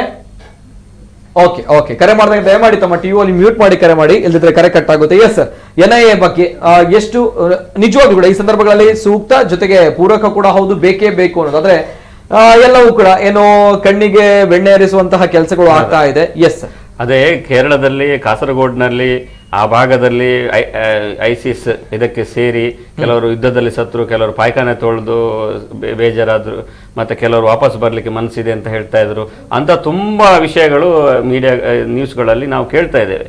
ಅಂದ್ರೆ ಬಜ್ಪೇಯಲ್ಲಿ ಒಬ್ಬರು ಲಾಸ್ಟ್ ಟೈಮ್ ಒಂದು 5 ವರ್ಷದ ಹಿಂದೆ ಅಲ್ಲಿ ಒಬ್ಬರು ICCಗೆ ಸಂಬಂಧಪಟ್ಟವರು. ಅಂದ್ರೆ ಪ್ರತಿ ಸರಿಯೂ ಕೂಡ ಈ ಭಾಗದಲ್ಲಿ ಇರ್ತಾರೆ ಅಂದ್ರೆ ಟೆರರಿಸ್ಟ್ಗೆ ಸಂಬಂಧಪಟ್ಟವರು. ಹಾಗಾಗಿ ಇದೊಂದು ಏನು ಈ ಮಲಪ್ಪುರಂನಿಂದ ಹಿಡಿದು ಈ ಭಾಗದ ಭಟ್ಕಳದವರೆಗೆ ಈ ಭಾಗ ಒಂದು ಕೆಂಪು ಲೈನಲ್ಲಿ ಇಳಿಬೇಕಾಗ್ತದೆ. ಈ ಭಾಗದಲ್ಲಿ ಈ ಭಾಗ ಸಮುದ್ರವು ಹತ್ರ ಇದೆ, ಅಂದ್ರೆ ಸಮುದ್ರ ತೀರ. ನಮ್ಮ ಆ ಭಾಗದಲ್ಲಿ ವೈರಿಗಳು ಏನು ಪಾಕಿಸ್ತಾನದಿಂದ ಅಥವಾ ಯಾವ ಭಾಗದಿಂದಲೂ ಬಂದು ಇಲ್ಲಿಗೆ ಪ್ರವೇಶ ಮಾಡಬಹುದು. ಮತ್ತೆ ಏನು ಈ ಭಾಗದಲ್ಲಿ ISI ಪಾಕ್ನ ಏನು ಗೂಢಚಾರ ಅಂದ್ರೆ ಅವರು ಇಲ್ಲಿ ಸಿಕ್ಕಾಪಟ್ಟೆ ಇನ್ವೆಸ್ಟ್ ಮಾಡಿದ್ದಾರೆ. ಅಂದ್ರೆ ಅವರಿಗೆ ಸಪೋರ್ಟ್ ಮಾಡುವ, ಇಲ್ಲಿ ಇನ್ಫಾರ್ಮೇಶನ್ ಕೊಡುವವರು ತುಂಬಾ ಜನ ಇದ್ದಾರೆ ಎನ್ನುವ ಬಗ್ಗೆ ಬಹಳ ವರ್ಷದಿಂದ ಒಂದು ದೊಡ್ಡ ವರದಿಗಳೇ ಇದೆ. ಅದನ್ನೆಲ್ಲ ಏನು ಪುನಃ ಓಪನ್ ಮಾಡಿ ಸರ್ಕಾರಗಳು ಅವರೇ ಓಪನ್ ಮಾಡಬೇಕು ಉಳಿದಲ್ಲ, ಅದಕ್ಕೋಗಿ ಒಂದು ವಿಶೇಷವಾದಂಥ ಒಂದು ವಿಭಾಗವನ್ನ ಮಾಡಿ, ಆ ಹಿಂದೆ ಎಲ್ಲ ಏನು ನ್ಯಾಯಾಂಗ ವರದಿಗಳು ಬಂದಿತ್ತು ಅಥವಾ ಇಲ್ಲಿ ಏನಾಗ್ತಾ ಇದೆ ಅಂತ ಚಟುವಟಿಕೆಗಳ ಬಗ್ಗೆ ವರದಿಗಳು ಬಂದಿತ್ತು, ಆಮೇಲೆ ಇಂಡಿಯನ್ ಮುಜಾಹಿದೀನ್ಗಳ ಏನು ವರದಿಗಳು ಬಂದಿತ್ತು, ಇದನ್ನೆಲ್ಲವನ್ನ ಏನು ಚರ್ಚೆ ಮಾಡಲಿಕ್ಕೆ ವಿಭಾಗವನ್ನು ತೆರೀರಿ. ಇಲ್ಲಾಂದ್ರೆ ರಾಷ್ಟ್ರೀಯ ತನಿಖಾ ದಳವನ್ನು ಇಲ್ಲೇ ಒಂದು ಭಾಗದಲ್ಲಿ ತೆರೆದ್ರೆ, ಏನು ಇಲ್ಲಿಯ ಏನು ಶಾಖೆಯನ್ನು ತೆರೆದ್ರೆ ಆಗಾಗ ಅಲ್ಲಿಂದ ಇಲ್ಲಿಗೆ ಬಂದು ಹೋಗ್ಲಿಕ್ಕೆ ಕಷ್ಟ ಆಗ್ತದೆ. ಇಲ್ಲೇ ಒಂದು ಓಪನ್ ಮಾಡಿ ಇಟ್ಕೊಂಡ್ರೆ ಇಲ್ಲಿ ವಿಚಾರಣೆಗೆ, ತನಿಖೆಗೆ ಬಹಳ ಒಳ್ಳೇದಾಗ್ತದೆ. ಮತ್ತೊಂದು ಸ್ವಲ್ಪ ಹೆದರಿಕೆ ಇರ್ತದೆ ಈ ಭಾಗದಲ್ಲಿ. ಹಾಗಾಗಿ ಯಾಕೆ ಡಿಲೇ ಆಗುತ್ತೆ, ಯಾಕೆ ಈ ಬಗ್ಗೆ ಪ್ರಮುಖವಾಗಿ ವಿಚಾರಗಳು ನಡೀತಾ ಇಲ್ಲ ಅಂತ ಅಂದ್ರೆ ಒಂದು ವಿಷಯ ಹೇಳಿದ್ರೆ, ಈಗ ಎಲ್ಲ ಕೂಡ ಏನು ಹತ್ರ ಈಗ ಏನಾದ್ರು ವರ್ಕ್ ಫ್ರಮ್ ಹೋಮ್ ಇದ್ದಾಗೆ ಎಲ್ಲೂ ಕೆಲಸ ಮಾಡ್ಬೋದು, ಕೆಲಸ ಮಾಡ್ಲಿಕ್ಕೆ ಏನು ದೊಡ್ಡ ವಿಷಯ ಅಲ್ಲ, ಎಲ್ಲಾ ಇನ್ಫಾರ್ಮೇಶನ್ಗಳು ಎಲ್ಲಾ ಕಡೆ ಸಿಗ್ತದೆ. ಇಲ್ಲೊಂದು ಮಾಡಿದ್ರೆ ಒಂದು ಇದ್ರೆ ಒಳ್ಳೇದು ಅಂತ. ಅಂದ್ರೆ ಯಾಕಂದ್ರೆ ಈ ಭಾಗದ ಒಂದು ಗಮನ ಕೊಡ್ಲಿಕ್ಕೆ ನಾನು ಹೇಳುವಂಥದ್ದು ವಿಶೇಷವಾದಂತ ವಿಭಾಗ ಬೇಕು. ಈ ಭಾಗದ ಬಗ್ಗೆ ಏನು ಕೇರಳ ಮಲಪುರದಿಂದ ಭಟ್ಕಳದವರೆಗೆ ವಿಶೇಷವಾಗಿ ನಮ್ಮ ಈ ಭಾಗದಲ್ಲಿ ಸಿಕ್ಕಾಬಟ್ಟೆ ಇಂಡಿಯನ್ ಮುಜಾಹಿದೀನ್ ಉಗ್ರರನ್ನ ಸೃಷ್ಟಿಸುವಂತ ಒಂದು ತಾಣ ಆಗಿ ಬಿಟ್ಟಿದೆ. ಹಾಗಾಗಿ ಈ ಭಾಗದಲ್ಲಿ ಒಂದು ಮಾಡಬೇಕಾದ್ರೆ NIA ಒಂದು ಘಟಕ ಇಲ್ಲಿ ಬಂದ್ರೆ ಅದಕ್ಕೆ ಅವರಿಗೆ ಈ ಫೋಕಸ್ ಮಾಡ್ಲಿಕ್ಕೆ ಒಳ್ಳೆ, ಮತ್ತೆ ಇಲ್ಲಿ ಸ್ಥಳೀಯ ಮಟ್ಟದಲ್ಲಿ ಒಂದು ಅವರ ನೆಟ್ವರ್ಕ್ಗಳಲ್ಲಿ ಬೆಳೆಸ್ತಾರೆ, ಮತ್ತೆ ಹಿಡಿಲಿಕ್ಕೆಲ್ಲ ಸುಲಭ ಆಗ್ತದೆ. ನಾವು ಅಂದ್ರೆ ಅದೊಂದು ವಿಂಗ್ ಓಪನ್ ಆದ ತಕ್ಷಣ ಈಗ ಒಂದು ನಮ್ಮ ಟಿವಿ ಆಫೀಸ್ ಒಂದು ಕಡೆ ಆ ಊರಲ್ಲಿ ಓಪನ್ ಆದ್ರೆ ನ್ಯೂಸ್ ಸೋರ್ಸ್ಗಳು ರಿಪೋರ್ಟರ್ಗಳು ಎಲ್ಲ ಜಾಸ್ತಿ ಆಗ್ತಾರೆ, ಅವರ ನೆಟ್ವರ್ಕ್ ಸಂಪರ್ಕ ಹಾಗಾಗಿ ಬೆಳೀತಾ ಹೋಗ್ತದೆ ಅಂತ ಅವರ ನೆಟ್ವರ್ಕ್. ಹಾಗೆ ಇಲ್ಲಿ ಒಂದು ಮಾಡಿದ್ರೆ ಆದಷ್ಟು ಬೇಗ ಮಾಡಿದ್ರೆ ಒಳ್ಳೇದು. ಅದನ್ನ ಗಮನಕ್ಕೆ ತರಬೇಕಾದವರು ಇಲ್ಲಿಯ ಸಂಸದರು ಅಥವಾ ಸರ್ಕಾರದ ಪರವಾಗಿ ಇಲ್ಲಿಯ ಒಂದು ಗುಪ್ತಚರ ವಿಭಾಗ ಎಲ್ಲವೂ ಒಟ್ಟಾಗಿ ಕೆಲಸ ಮಾಡಿದ್ದಾರೆ ಸರ್. ಆವಾಗ ಖಂಡಿತ ಆದಷ್ಟು ಶೀಘ್ರದಲ್ಲಿ ಮತ್ತೆ ಅವರು ಇಲ್ಲಿಯ ಘಟಕ ಓಪನ್ ಮಾಡಿದ್ರು, ಇಲ್ಲಿಯ ಬಗ್ಗೆ ವಿಶೇಷವಾದ ವಿಭಾಗವನ್ನು ರಚಿಸಿಕೊಂಡು ಅಲ್ಲಿ ಕೂಡ ಮಾಡಿಕೊಂಡ್ರು ಆಗ್ತದೆ. ಅದನ್ನು ಆದಷ್ಟು ಬೇಗ ಮಾಡಿದ್ರೆ ಈ ಭಾಗದಲ್ಲಿ ನನಗೆ ಅನಿಸದೆ ಒಳ್ಳೇದಂತ. ಓಕೆ, ಉಗ್ರ ಚಟುವಟಿಕೆಗಳು ನಮ್ಮಲ್ಲಿ ಬೆಳೆಯುತ್ತೆ ಅಂತ ಬಂದಾಗ ಬರ್ತೇನೆ ಸರ್. ಬಿಫೋರ್ ದಟ್ ಇನ್ನೊಂದು ಕರೆ ಇದೆ. ಹಲೋ ಸರ್, ನಮಸ್ತೆ ಸರ್. ನಾವು ಭಟ್ಕಳದಿಂದ ಮಾತಾಡೋದು. ಭಟ್ಕಳದಿಂದ. ನಮಸ್ತೆ ಸರ್, ತಮ್ಮ ಹೆಸರು? ಸರ್ ನಾವು ಭಟ್ಕಳದಿಂದ. ಎಸ್ ಸರ್, ನಮಸ್ತೆ ಸರ್, ತಮ್ಮ ಹೆಸರು? ಭಟ್ಕಳ, ನಮ್ಮ ಹೆಸರು ಅನಾಮಿಕಾ. ಓಕೆ, ಎಸ್ ಸರ್, ಮಾತಾಡಿ ಸರ್, ಮಾತಾಡಿ ಸರ್. ಭಟ್ಕಳ 1980 ಹಿಂದಿನ ಪೂರ್ವದ ಮಸೀದಿಗಳೆಲ್ಲ ಬಸದಿಗಳು ಆಗಿರ್ತದಲ್ಲ, ಅದ್ರ ಬಗ್ಗೆ ಹೇಳಿ. ತನಿಖೆ ಮಾಡೋದಿಲ್ವಾ? ಹೊಸ ವಿಷಯ. ಎಲ್ಲ ಬಸದಿಗಳು ಮಸೀದಿ ಆಗಿದೆ. ಬಸದಿಗಳೆಲ್ಲ ಮಸೀದಿ ಆಗಿದೆ. ಬಸದಿಗಳೆಲ್ಲ ಏನು ಹೇಳಿದ್ರಿ? ಬಸದಿಗಳೆಲ್ಲ ಮಸೀದಿಗಳಾಗಿವೆ ಅಂತ ಹೇಳಿ? ಮಸೀದಿಗಳು ಭಟ್ಕಳದಲ್ಲಿ ಬಸದಿಗಳ ತಾಣವಾಗಿದೆ, ಇಂದು ಮಸೀದಿಗಳಾಗಿದೆ. Okay okay okay okay okay okay okay yes sir, ಇದನ್ನ ಹೇಳ್ತಾ ಇದ್ದಾರೆ. ಕುರುಹುಗಳು ಸಿಗುತ್ತವೆ, ಎಲ್ಲ ಕಡೆ ಸಾಕ್ಷಿಗಳು ಸಿಗುತ್ತದಲ್ಲ, ಇವರು ಕೂಡ ಹೇಳಿದ್ರು. ಓಕೆ ಓಕೆ ಎಸ್ ಸರ್, ಧನ್ಯವಾದ. ಇದು ಹೊಸ್ತಲ್ಲ, ಇಡೀ ದೇಶದಲ್ಲಿ ಆವತ್ತಿನಿಂದ ಇವತ್ತಿನವರೆಗೆ ಎಲ್ಲವೂ ದಾಳಿಗಳೇ ಆಗಿ ಮಂದಿರಗಳೆಲ್ಲ ಮಸೀದಿಗಳಾಗಿದೆ. ಬಹುತೇಕ ಅಲ್ಲ, ಹೆಚ್ಚಿನ ಎಲ್ಲ ಮಸೀದಿಗಳಲ್ಲಿ 100% ಎಲ್ಲ ದೇವಸ್ಥಾನಗಳೇ. ಅದನ್ನೆಲ್ಲವನ್ನು ಪರಿವರ್ತನೆ ಮಾಡಿದ್ದಾರೆ. ಮೊನ್ನೆ ಗೋಲ್ ಗುಂಬಾಸಿನ ವಿಚಾರದಲ್ಲಿ ಬಂದಾಗ ಅದು ಕೂಡ ಅದರೊಳಗೆ ಶಿವನ ಮತ್ತೆ ಗಣಪತಿಯ ವಿಗ್ರಹಗಳು ಅದನ್ನು ತೋರಿಸ್ಪಟ್ಟಿದೆ. ಹೀಗೆ ತನಿಖೆ ನಡೆಸಿದ್ರೆ ನಿಜವಾಗಿ ಪ್ರಾಮಾಣಿಕವಾಗಿ ಕೇಂದ್ರ ಸರ್ಕಾರ ಈ ಬಗ್ಗೆ ತನಿಖೆ ನಡೆಸಿದ್ರೆ ನಿಜಕ್ಕೂ ಹೆಚ್ಚಿನ ದೇವಸ್ಥಾನಗಳನ್ನ ನಾವು ಪಡ್ಕೊಳ್ಬಹುದು. ಓಕೆ, ಎಸ್ ಕುಂದೇಶ್ವರ, ಈಗ ತಾವು ಹೇಳಿರುವಂತಹ ವಿಚಾರಗಳನ್ನ ನೋಡಿದಾಗ ತಾವು ಕೂಡ ಒಂದು ಮೆನ್ಷನ್ ಮಾಡಿದ್ರಿ. ಕಬ್ಬಲ್ ರಾಜ್ ಅವರ ಹೆಸರು ಬಂತು, ಹರ್ಷ ಅವರ ಹೆಸರು ಬಂತು, ಜಯಂತ್ ಶೆಟ್ಟಿ ಅವರ ಹೆಸರು ಬಂತು. ಅಂದ್ರೆ ಈ ಉಗ್ರರ ಕೆಲಸಗಳು ನಡೆದಾಗ ಸ್ಥಳೀಯರೇ ಇನ್ಕ್ಲೂಡ್ ಆಗಿರೋ ಅನ್ನುವಂತಹ ವಿಚಾರ ಒಂದ್ ಕಡೆ ಆದ್ರೆ, ಅಂದ್ರೆ ಇಲ್ಲಿ ಸರ್ಕಾರಗಳೇ ಇಚ್ಛಾಶಕ್ತಿ ತೋರಿಸ್ತಾ ಇಲ್ಲ. ಸರ್ಕಾರಗಳೇ ಇವುಗಳನ್ನ ಮಟ್ಟ ಹಾಕ್ಬೇಕು ಅಂತ ಹೇಳಿದ್ರೆ ಎಸ್ ಆಗ್ಬಹುದಿತ್ತು, ಆದ್ರೆ ಅವರುಗಳೇ ಇದರ ಬಗ್ಗೆ ಸೀರಿಯಸ್ನೆಸ್ ತಗೊಳ್ತಾ ಇಲ್ಲ ಅನ್ನುವಂತ ತಾವು ಹೇಳ್ತಾರೆ. ಅಂದ್ರೆ ಅದು ಅವರಿಗೆ ಪ್ರೊಡಕ್ಟಿವಿಟಿ ಕೆಲಸ ಅಂತ ಕಾಣುದಿಲ್ಲ ಮೋಸ್ಟ್ಲಿ. ಅಂದ್ರೆ ಪ್ರೊಡಕ್ಟಿವಿಟಿ ಅಂದ್ರೆ ಅದರಲ್ಲಿ ಏನು ಅಂದ್ರೆ ಏನು ಬರುವಂತದ್ದು ಕಾಣಿದ್ರೆ ಅದೊಂದು ದುಷ್ಟಶಕ್ತಿಗಳ ನಿಗ್ರಹ ಅಷ್ಟೇ. ಅಂದ್ರೆ ಅಂದ್ರೆ ಈ ಗುಪ್ತಚರ ವಿಭಾಗವನ್ನು ಬಲಪಡಿಸಬಹುದು, ಬಡಿದ್ರೆ ಅವರ ಅದು ದೊಡ್ಡ ಇಂಪಾರ್ಟೆಂಟ್ ಇಶ್ಯೂ ಅಲ್ಲ ಅಂತ ಹೇಳ್ತಾರೆ. ಅದು ಗುಪ್ತಚರ ವಿಭಾಗ ಅವರು ಯಾವ ರೀತಿ ಬಲಪಡಿಸುವುದು ಅಂದ್ರೆ ಗುಪ್ತಚರ ವಿಭಾಗ ಅಂತ ಹೇಳಿದ್ರೆ ಅವರು ಈ ಸರಿ ಎಲೆಕ್ಷನ್ ಅಲ್ಲಿ MP ವಿಧಾನ ಪರಿಷತ್ನಲ್ಲಿ ಯಾರು ನಿಲ್ತಾರೆ, ಯಾರಿಗೆ ಟಿಕೆಟ್ ಸಿಗ್ಬೋದು, ಯಾರು ಏನು ಮಾತಾಡಿದ್ದಾರೆ, ಪ್ರೆಸ್ ಮೀಟ್ ಅಲ್ಲಿ ಏನ್ ಹೇಳಿದ್ದಾರೆ, SB ಅಂದ್ರೆ ಆ ರೀತಿಯಾದಂತಹ ಗುಪ್ತಚರ ವಿಭಾಗಗಳನ್ನು ಮಾತ್ರ ಅವರು ಹೆಚ್ಚು ಗಮನವನ್ನು ಹರಿಸುವಂತ ಪರಿಸ್ಥಿತಿ. ಇದರಲ್ಲಿ ಏನಾದ್ರೂ ಅವರಿಗೆ ಪರ್ಸನಲ್ ಆಗಿ ಏನು ಸಿಗುದಿಲ್ಲಲ್ಲ. ಇದೇ ಈಗ ಒಂದೊಂದು ಬೆಂಗಳೂರಿನಲ್ಲಿ ಒಂದು ಟೆರರಿಸ್ಟ್ ಬಗ್ಗೆ ಇದು ಮಾಡ್ಲಿಕ್ಕೆ ಫಾಲೋ ಅಪ್ ಮಾಡ್ಲಿಕ್ಕೆ ಒಂದು ವಿಂಗ್ ಇರ್ತದೆ. ನಾನು ಹೇಳುವಂತದ್ದು ಅದು ವಿಂಗ್ ಅನ್ನ ಇನ್ನಷ್ಟು ಬಲಪಡಿಸಿ ಅದಕ್ಕೆ ಹೆಚ್ಚು ಹೆಚ್ಚು ಸಿಬ್ಬಂದಿ ಇನ್ಸ್ಪೆಕ್ಟರ್ಗಳನ್ನ ಮತ್ತೆ ಆಫೀಸರ್ಗಳನ್ನ ನೇಮಕ ಮಾಡಿ ಅವರಿಗೆ ಆದಷ್ಟು ಫಂಡ್ಗಳು ಖರ್ಚು ಮಾಡ್ಲಿಕ್ಕೆ ಎಲ್ಲ ತುಂಬಾ ಇರ್ತದೆ. ಅವರಿಗೆಲ್ಲ ಒಂದು ಇನ್ಫಾರ್ಮೇಶನ್ ತಗೊಳ್ಬೇಕಾದ್ರೆ ಯಾಕೆ ಹೇಳಿದ್ರೆ ನಾನು ಒಂದು ಹೇಳ್ತೇನೆ, ಆವಾಗ ಈ ಅಧಿಕಾರಿಗಳದ್ದೆಲ್ಲ ಏನು ಇಂಟ್ರೆಸ್ಟ್ ಇಂದ ಸೆಲ್ಫ್ ಇಂಟ್ರೆಸ್ಟ್ ಇಂದ ಇಲ್ಲೆಲ್ಲ ಈ ಟೆರರಿಸ್ಟ್ಗಳನ್ನು ಹಿಡಿಲಿಕ್ಕೆ ಆಯ್ತು 2008ರಲ್ಲಿ. ಆವಾಗ ಅಂದ್ರೆ ಅಲ್ಲಿಯ ಬಾಂಬೆಯಿಂದ ಇಲ್ಲಿ ಬಂದಂತ ಪೊಲೀಸರಿಗೆ ನಾನೊಂದು ಹಿಂಟ್ ಕೊಡುವಂತದ್ದು, ಅವರಿಗೆ ಇಲ್ಲಿ ಅವರು ಸ್ವಯಂ ಹುಡ್ಕೊಂಡು ಬಂದ್ರು, ದಿಯಾಜ್ ಭಟ್ಕಳನ್ನ ಹುಡ್ಕೊಂಡು ಬಂದ್ರು. ಒಂದು 15 ದಿನ ಹೋಟ್ಲಲ್ಲಿ ರೂಮ್ ಮಾಡಿಟ್ರು. ಇಲ್ಲಿ ಪೊಲೀಸರು ಇದ್ರು, ಸುನೀಲ್ ಮತ್ತೆ ಇನ್ನೊಬ್ರು, ಅವರನ್ನ ಅಲ್ಲಿ ಕರೆದ್ರು, ಬಂದು ಅವರ ಹತ್ರ ಎಲ್ಲ ಇನ್ಫಾರ್ಮೇಶನ್ ಎಲ್ಲ ತಗೊಂಡ್ರು. ಆಮೇಲೆ ಅವರೇ ತನಿಖೆ ಮಾಡ್ಲಿಕ್ಕೆ ಹೋದ್ರು.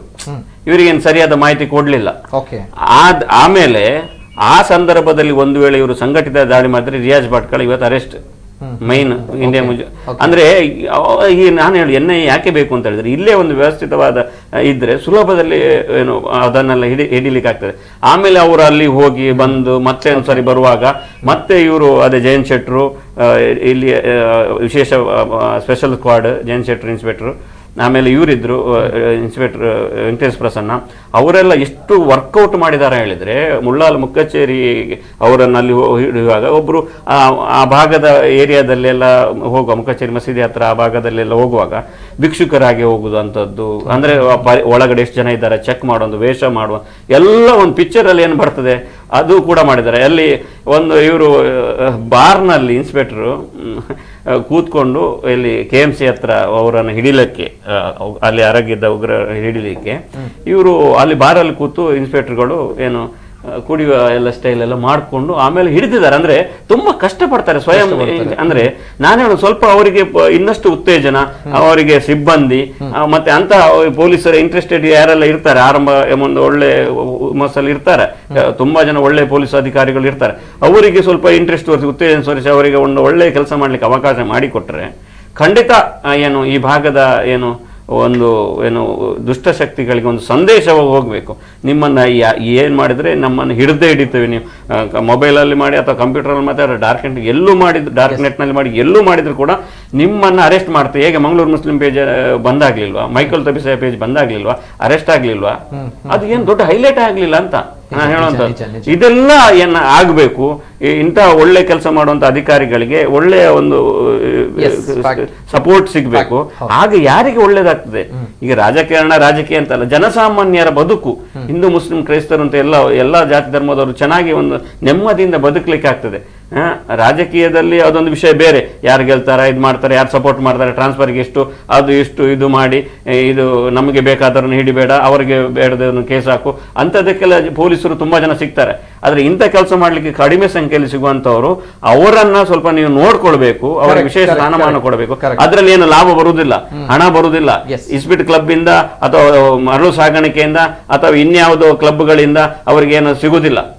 ಇದ್ರಲ್ಲೆಲ್ಲ ಹಿಡಿದ್ರೆ ಅವರಿಗೆ ಇದ್ರಲ್ಲಿ ಸಿಕ್ಕಿದ್ರೆ ಮಾನವ ಹಕ್ಕುಗಳ ಚಿತ್ರಹಿಂಸೆ, ಟ್ರಾನ್ಸ್ಫರ್ ಅಥವಾ ಇನ್ನು ಯಾವುದೋ ಒಂದು ವಿಷಯಗಳಲ್ಲಿ ಒಂದು ಅವ್ರ ಸಂಘಟನೆಯನ್ನು ವಿರುದ್ಧ ಇವರ ಸಂಘಟನೆಗಳು ಎಲ್ಲ ಬಕಪಕ್ಷಿ ಎಲ್ಲಿ ಸಿಗ್ತಾರೆ ಅಂತ ಕಾಯ್ತಾ ಇರ್ತದೆ.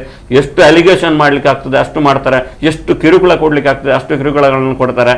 ಹಾಗಾಗಿ ನಾನು ಹೇಳುವಂಥದ್ದು ಅಂತ ಒಂದು ಸ್ಪೆಷಲ್ ಇರುವಂಥ ಸ್ಕ್ವಾಡ್ ಅಥವಾ ಇವರಿಗೆ ಒಂದು ವಿಶೇಷವಾದಂತಹ ಒಂದು ಸಪೋರ್ಟ್ ಮಾಡಿದ್ರೆ ಖಂಡಿತ ಅದು ಇವರಿಗೆ ಏನು ಲಾಭದ ಅಲ್ಲ ಅಂತ ಕಾಣ್ಬೋದು, ಅದು ಎಲ್ಲ ಸಮಾಜಕ್ಕೆ ದೇಶಕ್ಕೆ ಲಾಭ ಇದೆ. ಹಾಗಾಗಿ ಸ್ವಲ್ಪ ಗಮನ ಹರಿಸಬೇಕು ಅಂತ. ಮತ್ತೆ ಅದಕ್ಕೆ ಆ ರೀತಿಯಾಗಿ ಕೆಲಸ ಮಾಡೋ ಸೂಕ್ತವಾಗಿ ತುಂಬಾ ಜನ ಕೆಲಸ ಮಾಡ್ತಾರೆ, ಇನ್ಫಾರ್ಮೇಶನ್ಗಳು ಕೊಡ್ತಾರೆ. ಅವರನ್ನು ರಕ್ಷಿಸುವಂತ ಹೊಣೆ ಏನು ನಮ್ಮ ಸರ್ಕಾರಕ್ಕೆ ಇರಬೇಕು. ಅದನ್ನು ಇಲ್ಲ ಅಂತಲ್ಲ, ಅವರು ದೇಶಭಕ್ತಿ, ಯೋಧ, ಸೈನ್ಯ ಇದರ ಬಗ್ಗೆ ಆಂತರಿಕ ಇದರ ಬಗ್ಗೆ ಎಲ್ಲ ಮಾತಾಡ್ತಾರೆ. ಅದೇ ರೀತಿ ಗಂಭೀರವಾಗಿ, ಯಾಕೆ ಇದು ಕ್ಯಾನ್ಸರ್ನಾಗೆ ಹಬ್ತಾ ಇದೆ, ಅದನ್ನ ಇನ್ನು 4th ಸ್ಟೇಜಿಗೆ ಹೋದ್ರೆ ಅದಕ್ಕೆ ಮದ್ದಿಲ್ಲ. ಏನಿದ್ರು ಈ ಸಂದರ್ಭದಲ್ಲಿ ಮದ್ದು ಮಾಡುವ ಒಂದು ವಿಶ್ವಾಸ ಇದೆ, ಮಾಡಬೇಕು. ಆದ್ರೆ ಈಗಲೇ ಸಕಾಲದಲ್ಲಿ ಮಾಡಿದ್ರೆ ಏನಾದ್ರೂ ಒಂದು ಸಮಾಜ ಒಳ್ಳೇದಾಗಬಹುದು ಅಂತ ನನ್ನ ಅನಿಸಿಕೆ. Okay sir, thank you. ಇನ್ನೊಂದು ಕರೆ ಇದೆ. ಹಲೋ ಸರ್, ನಮಸ್ತೆ ಸರ್. ನಮಸ್ತೆ. ಓಕೆ ಎಸ್ ಸರ್, ರವಿಚಂದ್ರನ್ ಅವರು ಈಗ ಒಂದು ವಿಚಾರವನ್ನ ತಾವು ಹೇಳಿದ್ರಿ. ಪ್ರಥಮವಾಗಿ ಫಸ್ಟ್ ಆಕ್ಷನ್ ತೆಗೆದುಕೊಂಡಾಗ ಅಂದ್ರೆ ಆ ಒಂದು ಫೋಟೋಗಳನ್ನು ನೋಡಿದಾಗ ಅಂದ್ರೆ ಏನ್ ಮಾಡ್ತಾರೆ ಅದನ್ನ ಅವರು ಹಾಕ್ತಾರೆ, ತದನಂತರ ಆ ರೀತಿ ಮಾಡ್ತಾರೆ ಅಂದ್ರೆ ತಮ್ಗಳಿಗೆ ಗೊತ್ತಿದೆ ಏನ್ ಮಾಡ್ತಾರೆ ಅದನ್ನ ಹಾಕ್ತಾರೆ. ಹಾಗಾದ್ರೆ ನಾವುಗಳು ಏನ್ ಮಾಡ್ಬೇಕು ಅನ್ನೋ ಪ್ರಶ್ನೆ ಕೂಡ ಬರುತ್ತೆ. ಅಲ್ಲ, ಈಗ ಉದಾಹರಣೆಗೆ ನಮ್ಮಲ್ಲಿ ಸರ್ಕಾರ ಇದೆ, ನಾನು ಹೇಳ್ತಾ ಇರೋದು ಹಿಂದಿಂದಲೂ ಮಾಡಿಕೊಂಡ ವಿಷಯನ ಹೇಳಿದ್ದೀನಿ. ಸರ್ಕಾರದ ಕಡೆ ಬೇಕಾದಷ್ಟು ಇದನ್ನ ನಿಯಂತ್ರಣ ಮಾಡ್ಲಿಕ್ಕಿರುವಂತ ಸರ್. ಜೊತೆಗೆ ಮ್ಯಾಂಗ್ಳೂರು ಮುಸ್ಲಿಂ ಪೇಜ್ ತಮ್ ಕೂಡ ಗೊತ್ತಿದೆ, ಯಾವ ರೀತಿ ಅವಹೇಳನವಾಗಿರುವಂತಹ ವಿಚಾರಗಳು ಬಂದಿತ್ತು ಆ ಪೇಜ್ ಅಲ್ಲಿ ಅನ್ನೋದು ತಮ್ ಕೂಡ ಗೊತ್ತಿದೆ. ಎಸ್, ಈ ಒಂದು ವಿಚಾರ ನಾವು ಗಮನಕ್ಕೆ ತೆಗೆದುಕೊಳ್ಬೇಕಾಗುತ್ತೆ. ಆ ಒಂದು ವಿಚಾರಗಳು ಅದಕ್ಕೆ ನಿಂತಿದೆ ಅಂತ ಬಂದಾಗ ಎಸ್, ಇಲ್ಲ ಅಂತ ಬಂದಾಗ ಅದರ ಹಿಂದೆ ಕೆಲಸ ಮಾಡಿರುವಂತಹ ಪೊಲೀಸ್ ಅಧಿಕಾರಿಗಳನ್ನ, ಅದೇ ಹಿಂದೆ ದುಡಿದವರನ್ನ ಯಾಕೆ ತಾವುಗಳು ಗುರುತಿಸಲಿಲ್ಲ, ಅವರನ್ನ ಎಸ್ ಅವರಿಗೆ ಯಾಕೆ ಪ್ರಶಂಸೆ ಮಾತುಗಳನ್ನ ಆಡ್ಲಿಲ್ಲ ಅಂತ ವಿಚಾರ ಬರುತ್ತೆ. ಒಳ್ಳೆ ಕೆಲಸಗಳನ್ನ ಮಾಡಿದ್ದಾರೆ, ಅವರಿಗೆ ಏನು ಕೊಟ್ಟಿದ್ದೀರಾ ತಮ್ಮ ಆಸ್ ಅ ಸರ್ಕಾರ? ಸರ್, ಸರ್ಕಾರ ಆ ಥರ ಮಾಡಕ್ಕೆ ಬರಲ್ಲ ಸರ್. ಉದಾಹರಣೆ ನೀವು ಅದನ್ನ ಮಾಡೋದ್ರಿಂದ ಬೇರೆ ಪರಿಣಾಮಗಳು ಆಗುತ್ತೆ. ಉದಾಹರಣೆ ಅವರನ್ನ ಇಂಟರ್ನಲ್ಲಿ ಮಾಡ್ಬೋದು ಬಿಟ್ರೆ, ಈ ತರ ಮಾಡಿದಿ ಅಂತ ನೀವು ಗಿಮ್ಮಾನ ಮಾಡಿದ್ರೆ ನಾಳೆ ಅವರೇ ಟಾರ್ಗೆಟ್ ಆಗ್ತಾರೆ, ಬಲಿ ಆಗ್ತಾರೆ. ಉದಾಹರಣೆ ಯಾವುದೇ ವಿಷಯದಲ್ಲೂ ಕೂಡ ಸರ್ಕಾರದ ಇತಿಮಿತಿಗಳಿದೆ ಸರ್. ಉದಾಹರಣೆಗೆ ಅವರಿಗೆ ನೀವು ಹೇಳಿದಂಗೆ ಅವರನ್ನ ಗುರುತಿಸಿ ಇವರು ಹೇಳಿದಂಗೆ ಈ ಥರ ಕೆಲಸಕ್ಕೆ ನೀವು ಮಾಡಿ ಅಂತ ಒಂದು ಇಂಟರ್ನಲ್ ವ್ಯವಸ್ಥೆ ಮಾಡ್ಬೋದೇ ಹೊರತು ಉಳಿದಂತೆಲ್ಲ ನಮ್ಮ ಸರ್ಕಾರದ ನಿಯಮಾವಳಿಗಳಂತೆ ಮಾಡಬೇಕು. ಯಾವುದೇ ಸರ್ಕಾರ ಬಂದ್ರೂ ಕೂಡ ಅಷ್ಟೇ ಮಾಡಲಿಕ್ಕೆ ಆಗುತ್ತೆ. ಹಾಗಾದ್ರೆ ಇವರು ಹೇಳಿದಾಗ ಇಂಟರ್ನಲ್ ನಾವು ಮಾಡಲಿಕ್ಕೆ ಅವಕಾಶ ಉಂಟು, ಅದನ್ನು ಮಾಡಬೇಕು. ಅದರ ಬಲವಾಗಿ ಮಾಡುವಂಥ ಪ್ರಯತ್ನವನ್ನು ಎಲ್ಲ ಈ ಥರ ಯಾರು ಸಮಾಜದ ಬಗ್ಗೆ ನಾಳೆ ಒಳ್ಳೆಯ ಸಮಾಜ, ಒಂದು ಶಾಂತಿಯುತ ಸಮಾಜ ಇರಬೇಕು ಅಂದರೆ ಎಲ್ಲರೂ ಇದನ್ನು ಮಾಡಬೇಕು. ಇಲ್ಲಾಂದ್ರೆ ಯಾರು ಇವತ್ತು ಅವ್ರಿಗೆ ಸಪೋರ್ಟ್ ಮಾಡ್ತಾ ಇದ್ದಾರೆ ಅವನು ನಾಳೆ ಅನುಭವಿಸ್ತಾನೆ ಇವರ ತೊಂದರೆಯನ್ನ. ಹಿಂದೆಲ್ಲ ಉದಾಹರಣೆ ನೋಡಿ, ಕಾಂಗ್ರೆಸ್ನವರು ಇಷ್ಟು ವರ್ಷ ಈ ತರ ಪಕ್ಷ ಬಿಡ್ತಾ ಬಂದ್ರು, ಇವರನ್ನ ಬೆಳೆಸಿದ್ರು. ಇವತ್ತೇನು ಪರಿಸ್ಥಿತಿ ಆಯಿತು? ಉದಾಹರಣೆ ದಕ್ಷಿಣ ಜಿಲ್ಲೆನೇ ನೋಡಿ ಸರ್, ಉದಾಹರಣೆ ಅವರ ಪರ್ಸೆಂಟೇಜ್ ಎಷ್ಟಿದೆ ಇವತ್ತು ಮುಸಲ್ಮಾನರದ್ದು? 30 ತನಕ 20-25 ಇರ್ಬೋದು. ಅದು ನೀವು ಕೋರ್ಟಲ್ಲಿ ನೋಡಿ ಸರ್, ಇವತ್ತು ಎಲ್ಲ ಕ್ರಿಮಿನಲ್ ಕೇಸಲ್ಲೂ 75 to 90% ಎಲ್ಲ ಎಕ್ಯೂಸ್ ಆರೋಪಿಗಳು ಅವರೇ. ನೀವು ಭಯೋತ್ಪಾದನೆ ಒಂದು ಕಡೆ, ಈ ಥರ ಮಾಡೋ ಕೆಲಸನೂ ಕೂಡ ಅವರೇ ಮಾಡ್ತಾ ಇರುವಂಥದ್ದು. ಹಾಗಾಗಿ ಒಂದು ಅವರಲ್ಲಿ ಈ ಥರ ಒಂದು ಭಯ ಇಲ್ಲದಂಥ ಅವರಿಗೊಂದು ಉದಾಹರಣೆ, ನಾಳೆ ಒಂದು ಹಿಂದೂ ಹುಡುಗಿಯನ್ನು ರೇಪ್ ಮಾಡಿದ್ರು ಸಪೋರ್ಟ್ ಮಾಡ್ತಾರೆ, ಇಡೀ ಸೊಸೈಟಿ ಬಂದು ಸಪೋರ್ಟ್ ಮಾಡ್ತಾರೆ, ಯಾರು ಅಲ್ಲಗೆಳೆಯಲ್ಲ. ಆ ಥರ ಒಂದು ಪರಿಸ್ಥಿತಿಯಲ್ಲಿ ನಾವಿದ್ದೀವಿ. ಹಾಗಾಗಿ ಆಗ ಒಬ್ಬರು ಫೋನ್ ಮಾಡಿ ಇಡೀ ದೇಶದಲ್ಲಿ ಸುತ್ತಾಡಲಿಕ್ಕೆ ಸಾಧ್ಯ ಇದೆ ಅಂತ, ಸಾಧ್ಯ ಇಲ್ಲದಂಥ ಕೆಲವು ಇವತ್ತು ಪ್ಲೇಸಸ್ಸು ಇದೆ. ಸತ್ತೋದ್ರಲ್ಲಿ ಇಬ್ರು ಸನ್ಯಾಸಿಗಳು ಮರ್ಡರ್ ಮಾಡಿದ್ರು. ನಾವು ಉದಾಹರಣೆ ಸರ್ ಕಾಸರಗೋಡಿನ ಬಂದ್ವಿ, ನಮ್ಮ ಮನೆ ಮೇಲೆಲ್ಲ ದಾಳಿ ಉದಾಹರಣೆ ವರ್ಷಕ್ಕೊಂದ್ಸಲ ನಡೆಯುತ್ತೆ. ಇದೆಲ್ಲ ಸಹಿಸ್ಕೊಂಡು ಬಂದ್ವಿ ನಾವಿವತ್ತು. ನಮಗಿಂತ ಹಿಂದೆ ಇದಕ್ಕಿಂತಲೂ ಬಹಳ ದಾಳಿಗಳಾಗಿತ್ತು, ಅದೆಲ್ಲ ಸಹಿಸ್ಕೊಂಡು ಸಂಘಟನೆ ಕಟ್ಕೊಂಡು ಬಂದಿದ್ದೀವಿ. ಅಸಹಾಯಕರಾಗಿ ಮಾತಾಡ್ತಾ ಇದ್ದೀವಿ. ಆ ಭಾಗದಲ್ಲಿ ಸಾಧ್ಯವೇ ಇಲ್ಲ. ತುಂಡು ಕತ್ತರಿಸುದೇ ನೋಡಿಲ್ವಾ, ರಕ್ತ ಸಿಕ್ತ ಅವ್ರ ಅಭ್ಯಾಸ ಹೇಗೆ ಮಾಡ್ತಾರೆ ಸರ್, ಬೆಳಗ್ಗೆ ಬೇಗ ಅಥವಾ ಈವ್ನಿಂಗ್ ಎಲ್ಲ ನಾಯಿಗಳು ರಸ್ತೆಯಲ್ಲಿ ನೋಡುವಾಗ ನಡ್ಕೊಂಡು ಅದಕ್ಕೆ ತಲವಾರಲ್ಲಿ ಕಟ್ ಮಾಡೋದು ಅಭ್ಯಾಸ ಮಾಡ್ತಾರೆ ಅವರು. ಆತರ ಅದು ಇದರಲ್ಲಿ ಸಮುದ್ರ ತೀರದಲ್ಲಿ ಕೊನೆದಾಗಿ ಒಂದು ಕರೆ ನಾನು ಸ್ವೀಕಾರ ಮಾಡ್ತೇನೆ. ಇದೆಯಾ? Okay, yes, thank you yes sir. ಕೊನೆದಾಗಿ ಧರ್ಮೇಂದ್ರ ಅವರು. Yes sir. ಸರ್, ಸರ್ಕಾರ ಇನ್ನೂ ಕೂಡ ನಿದ್ದೆಯಿಂದ ಎಚ್ಚೆತ್ತುಕೊಂಡಿಲ್ಲ. ಯಾಕೆಂದ್ರೆ ಅನೇಕ ಉದಾಹರಣೆಗಳನ್ನು ಕೊಡ್ಬೋದು, ಒಂದಲ್ಲ ಎರಡಲ್ಲ 10 ಉದಾಹರಣೆಗಳು. ಮೊನ್ನೆವರೆಗೆ ಯಾರೋ ಒಬ್ರು ಇವತ್ತು ಅವರ ವಕ್ಫ್ ಬೋರ್ಡಿನ ಅಧ್ಯಕ್ಷರನ್ನ ಯಾರನ್ನೊಬ್ರು ಮಾಡಿದ್ದಾರೆ. ಅವರು ಅಲ್ಲ, ಅವ್ರು ಹೇಳ್ತಾ ಇದ್ರೆ ನಿಮ್ಮ ಚರ್ಮ ಜುಲಿಸ್ತೇವೆ, ನೀವು ಹಂಗೆ ಸಂಘ ಪರಿವಾರದ ಅವ್ರು ಇವ್ರು ಕೆಡದಾಗಿ ಮಾತಾಡಿದಂತ ವ್ಯಕ್ತಿ ಇವತ್ತು ಇವರಿಗೆ ನಾಯಕರಾಗ್ಬಿಟ್ರು. ಒಂದು ದಿನ ಹಗಲು ಬೆಳಗಾಗುದ್ರೊಳಗೆ ನಾಯಕರಾಗ್ಬಿಡ್ತಾರೆ. ಹೀಗೆ ಒಂದಲ್ಲ 10 ಸಾವಿರಾರು ಉದಾಹರಣೆಗಳನ್ನ ನಾನು ಕೊಡ್ಬೋದು. ಆದ್ರೆ ಇವತ್ತು ಏನಾಗಿದೆ ಗೊತ್ತಾ, ನಾನು ಒಬ್ಬ ಹಿಂದುವಾಗಿ ರಸ್ತೆಯಲ್ಲಿ ಧೈರ್ಯವಾಗಿ ನಡೆದುಕೊಂಡು ಹೋಗುವಂಥದ್ದು, ಇದನ್ನು ನಾವು ಕಳ್ಕೊಂಡಿದ್ದೇವೆ ಎಂಬ ಒಂದು ಪ್ರಶ್ನಾರ್ಥಕ ಚಿಹ್ನೆ. ನಮ್ಮ ಹೆಣ್ಮಕ್ಳು ಧೈರ್ಯವಾಗಿ ಸಮಾಜದಲ್ಲಿ ತಿರುಗುವಂಥದ್ದು ಕಳ್ಕೊಂಡಿದ್ದಾರೆ ಎಂಬ ಒಂದು ಪ್ರಶ್ನೆ. ಇದಕ್ಕೆ ಒಂದೇ ಉತ್ತರ ಏನಂದ್ರೆ, ಒಂದು ನಮ್ಮ ಮಿತ್ರರ ಒಂದು ಸಮಾನ ನಾಗರಿಕತೆ ಜಾರಿ ತರಬೇಕು. ಕಾನೂನಿನಲ್ಲಿ ಯಾರೇ ಅಪರಾಧಿ ಆಗಿರಲಿ ಅವನಿಗೆ ಕಠಿಣ ಶಿಕ್ಷೆಯನ್ನು ಕೊಡಬೇಕು. ಕಾನೂನಿನ ಭಯ ಏನು ಎಂಬುದನ್ನು ತೋರಿಸ್ಕೊಡ್ಬೇಕು. ಇವತ್ತಿಲ್ಲ. ಆ ಅಲ್ಪ ಮುಸಲ್ಮಾನರು ಎನ್ನುವವರಿಗೆ ಭಯದ ಕಾನೂನಿನ ಭಯವೇ ಇಲ್ಲ. ಇಲ್ಲ, ತುಂಬಿಲ್ಲ. ನಾನು ಹೇಳ್ತಾ ಇದ್ದೇನೆ, ಏನಾದ್ರೂ ಆದ್ರೆ ಯಾವುದೇ ಆಗ್ಲಿ. ಈಗ ಅವರು ನಮ್ಮ ಇವರು ಹೇಳಿದ ಬಿಜೆಪಿ ಹೋಗ್ತಾರೆ, 100ರಲ್ಲಿ 90% ಅವರು ಕಾನೂನನ್ನ ಏನು ಭಂಗ ಮಾಡ್ಕೊಂಡು ಅವರ ಮೇಲೆ ಇಷ್ಟು ಕೇಸ್ಗಳಾಗಿದೆ. ಆದ್ರೂ ಕೂಡ ಅವರು ಆದ್ರಿಂದ ಒಂದು ವ್ಯವಸ್ಥಿತವಾದ ಆಡಳಿತ ವ್ಯವಸ್ಥೆಯನ್ನು ಜಾರಿ ತರಬೇಕು. ಇದನ್ನ ಹೀಗೆ ಬಿಟ್ರೆ ಮುಂದೆ ದಿನ ಕ್ಯಾನ್ಸರ್ ಈಗ 4ನೇ ಸ್ಥಾನ ನಮ್ಮ ಮಿತ್ರ ಅಲ್ಲಿ ಬಂದ್ರೆ ಮತ್ತೆ ಅಲ್ಲಿಗೆ ಮುಗಿದೋಯ್ತು. ಅವರ ಏನಿರುವುದೇ ಇಷ್ಟೇ, ನಮ್ಮ ದೇಶಕ್ಕೆ, ಈ ಭಾರತ ದೇಶಕ್ಕೆ ಮುಸಲ್ಮಾನ್ ಪ್ರಧಾನಿ ಆಗಬೇಕು, ಆಗ ಇಡೀ ಆಡಳಿತ ನಮ್ಮ ಕೈಗೆ ಸಿಗುತ್ತೆ ಎಂಬ ಆ ಒಂದು ಮುಂದಿನ ಆಲೋಚನೆಯನ್ನ ಇವತ್ತು ಇಂಪ್ಲಿಮೆಂಟ್ ಮಾಡೋ ಪ್ರಯತ್ನ ಅದು ಬಹಳ ಕಠಿಣ ಆದಿತ್ತು ಅಂತ ನನಗೆ ಅನಿಸುತ್ತೆ. ಕೆಲವೊಂದು ವಿಚಾರಗಳಲ್ಲಿ ಮುಸಲ್ಮಾನ್ ಪ್ರಧಾನಿ ಆದ್ರೆ ನಮ್ಗೆ ಏನು ಅಡ್ಡಿ ಇಲ್ಲ, ಮುಸಲ್ಮಾನ್ ರಾಷ್ಟ್ರಪತಿ ಆದ್ರೆ ನಮ್ಗೇನು ಅಡ್ಡಿ ಇಲ್ಲ, ಅಬ್ದುಲ್ ಕಲಾಂ ಆಗಿರ್ಬೇಕಷ್ಟೇ. ವಿಷಯ ಅಂತ ಹೇಳಿದ್ರೆ ಎಲ್ಲ ಮುಸ್ಲಿಮರು ತುಂಬಾ ಜನ ಒಳ್ಳೆಯವರು ಇರ್ತಾರೆ. ಬಟ್ ಇಂತಹ ಕೆಟ್ಟ ಹುಳುಗಳನ್ನ ಅವರು ವಿರೋಧಿಸ್ಲಿಕ್ಕೆ ಯಾರಾಗ ಆರಂಭ ಮಾಡ್ತಾರೋ ಅವತ್ತು ದೇಶ ಒಳ್ಳೆದಾಗ್ತದೆ. ಒಂದು ಮಾತು ಸತ್ಯ ಇದೆ ಸರ್, ಯಾವಾಗ ಅನ್ಯಾಯವನ್ನ ನೋಡಿಕೊಂಡು ಮೌನವಾಗಿ ಕೂತಿರ್ತಾನ ಅದು ಎಲ್ಲ ಅನ್ಯಾಯಕ್ಕಿಂತ ದೊಡ್ಡದು. ಅದು ಎಲ್ಲರೂ ಹಿಂದೂಗಳಲ್ಲಿ ಇದ್ದಾರೆ, ಮುಸ್ಲಿಮರಲ್ಲೂ ಎಲ್ಲದರಲ್ಲಿ ಇರ್ತಾರೆ. ಯಾಕೇಳಿದ್ರೆ ಯಾವತ್ತು ಅನ್ಯಾಯದ ವಿರುದ್ಧ ಎಲ್ಲರೂ ಹೋರಾಟಗಳನ್ನ ಆರಂಭ ಮಾಡ್ತಾರೆ, ಆವಾಗ ಸಪೋರ್ಟ್ ಮಾಡ್ತಾರೆ, ಆವಾಗ ಎಲ್ಲ ಒಳ್ಳೇದಾಗ್ತದೆ. ಅದು ಜಾತಿ ಮತ ಧರ್ಮ ಎಲ್ಲವನ್ನ ಮೀರಿ. ನಾನಿಲ್ಲಿ ಹೇಳ್ತಾ ಇರುವಂತದ್ದು ಈ ಟೆರರಿಸ್ಟ್ಗಳು ಅಥವಾ ಉಗ್ರಗಾಮಿ ಚಟುವಟಿಕೆಗಳು ಮತ್ತೆ ಅದಕ್ಕೆ ಮೂಲ ಕೋಮು, ಒಂದು ಅಸುರಕ್ಷತೆ ಭಾವನೆ, ಆಮೇಲೆ ಅದು ಕೋಮು ಧರ್ಮದಿಂದ ಟೆರರಿಸ್ಟ್ ಎಳೆಯುವಂಥದ್ದು, ಮತ್ತೆ ಅದಕ್ಕೆ ಬರುವಂತ ಫೈನಾನ್ಸ್, ಫಾರಿನ್ ದೇಶಗಳಲ್ಲಿ ಕ್ರೌಡ್ ಫಂಡ್ ಮಾಡುವಂಥದ್ದು. ಈ ಭಾಗದಲ್ಲಿ ಆ ಫಕೀರ್ ಭಾವ ಎನ್ನುವಂಥವನು ಅದೇ ಕ್ರೌಡ್ ಫಂಡಿಂಗ್ ಮಾಡುವಾಗಲೇ ಸಿಕ್ಕಿಬಿದ್ದು ಈಗ ಶಿಕ್ಷೆಯನ್ನು ಅಂದ್ರೆ ಅಂಥವ್ರು ತುಂಬಾ ಜನ ಇದ್ದಾರೆ. ಅಂಥವನ್ನ ರಕ್ಷಣೆ ಮಾಡ್ಲಿಕ್ಕೆ ಕೆಲವು ದೊಡ್ಡ ದೊಡ್ಡ ಜನಗಳು ಎಲ್ಲ ಹೋಗಿದ್ದು. ನಾನು ಹೇಳುವಂಥದ್ದು ಈ ಟೆರರಿಸ್ಟ್ ಅನ್ನುವಂಥದ್ದು ದೇಶದ ದೊಡ್ಡ ಕ್ಯಾನ್ಸರ್. ಅದನ್ನ ಏನು ಹೋರಾಟ ಮಾಡಲಿಕ್ಕೆ ನಮ್ಮ ಈಗಿನ ಸರ್ಕಾರಗಳು ಮೊದಲನೇದಾಗಿ ಮುಂದೆ ಬರಬೇಕು. ಯಾಕೆ ಹೇಳಿದ್ರೆ ಅದಕ್ಕೆ ಪೂರಕವಾಗಿ ಕೋಮದ್ವೇಷ ಧರ್ಮದ್ವೇಷಗಳೆಲ್ಲ ನಂತರ ಅದರ ಫೈನಾನ್ಸ್ಗಳಿಂದಾಗಿ ಅದು ಬಿತ್ತಿ ಬೆಳೆ ಬಡುವಂಥದ್ದು. ಆದ್ರಿಂದ ಏನು ನಮ್ಮ ಈಗ ಇರುವಂತ ಸರ್ಕಾರ ಬಿಜೆಪಿ ಮೇಲ್ಗಡೆ ಬಿಜೆಪಿ ಅವರು ಪಕ್ಷಕ್ಕಿಂತ ದೇಶ ಮೊದಲು ಅಂತ ಹೇಳ್ತಾರೆ.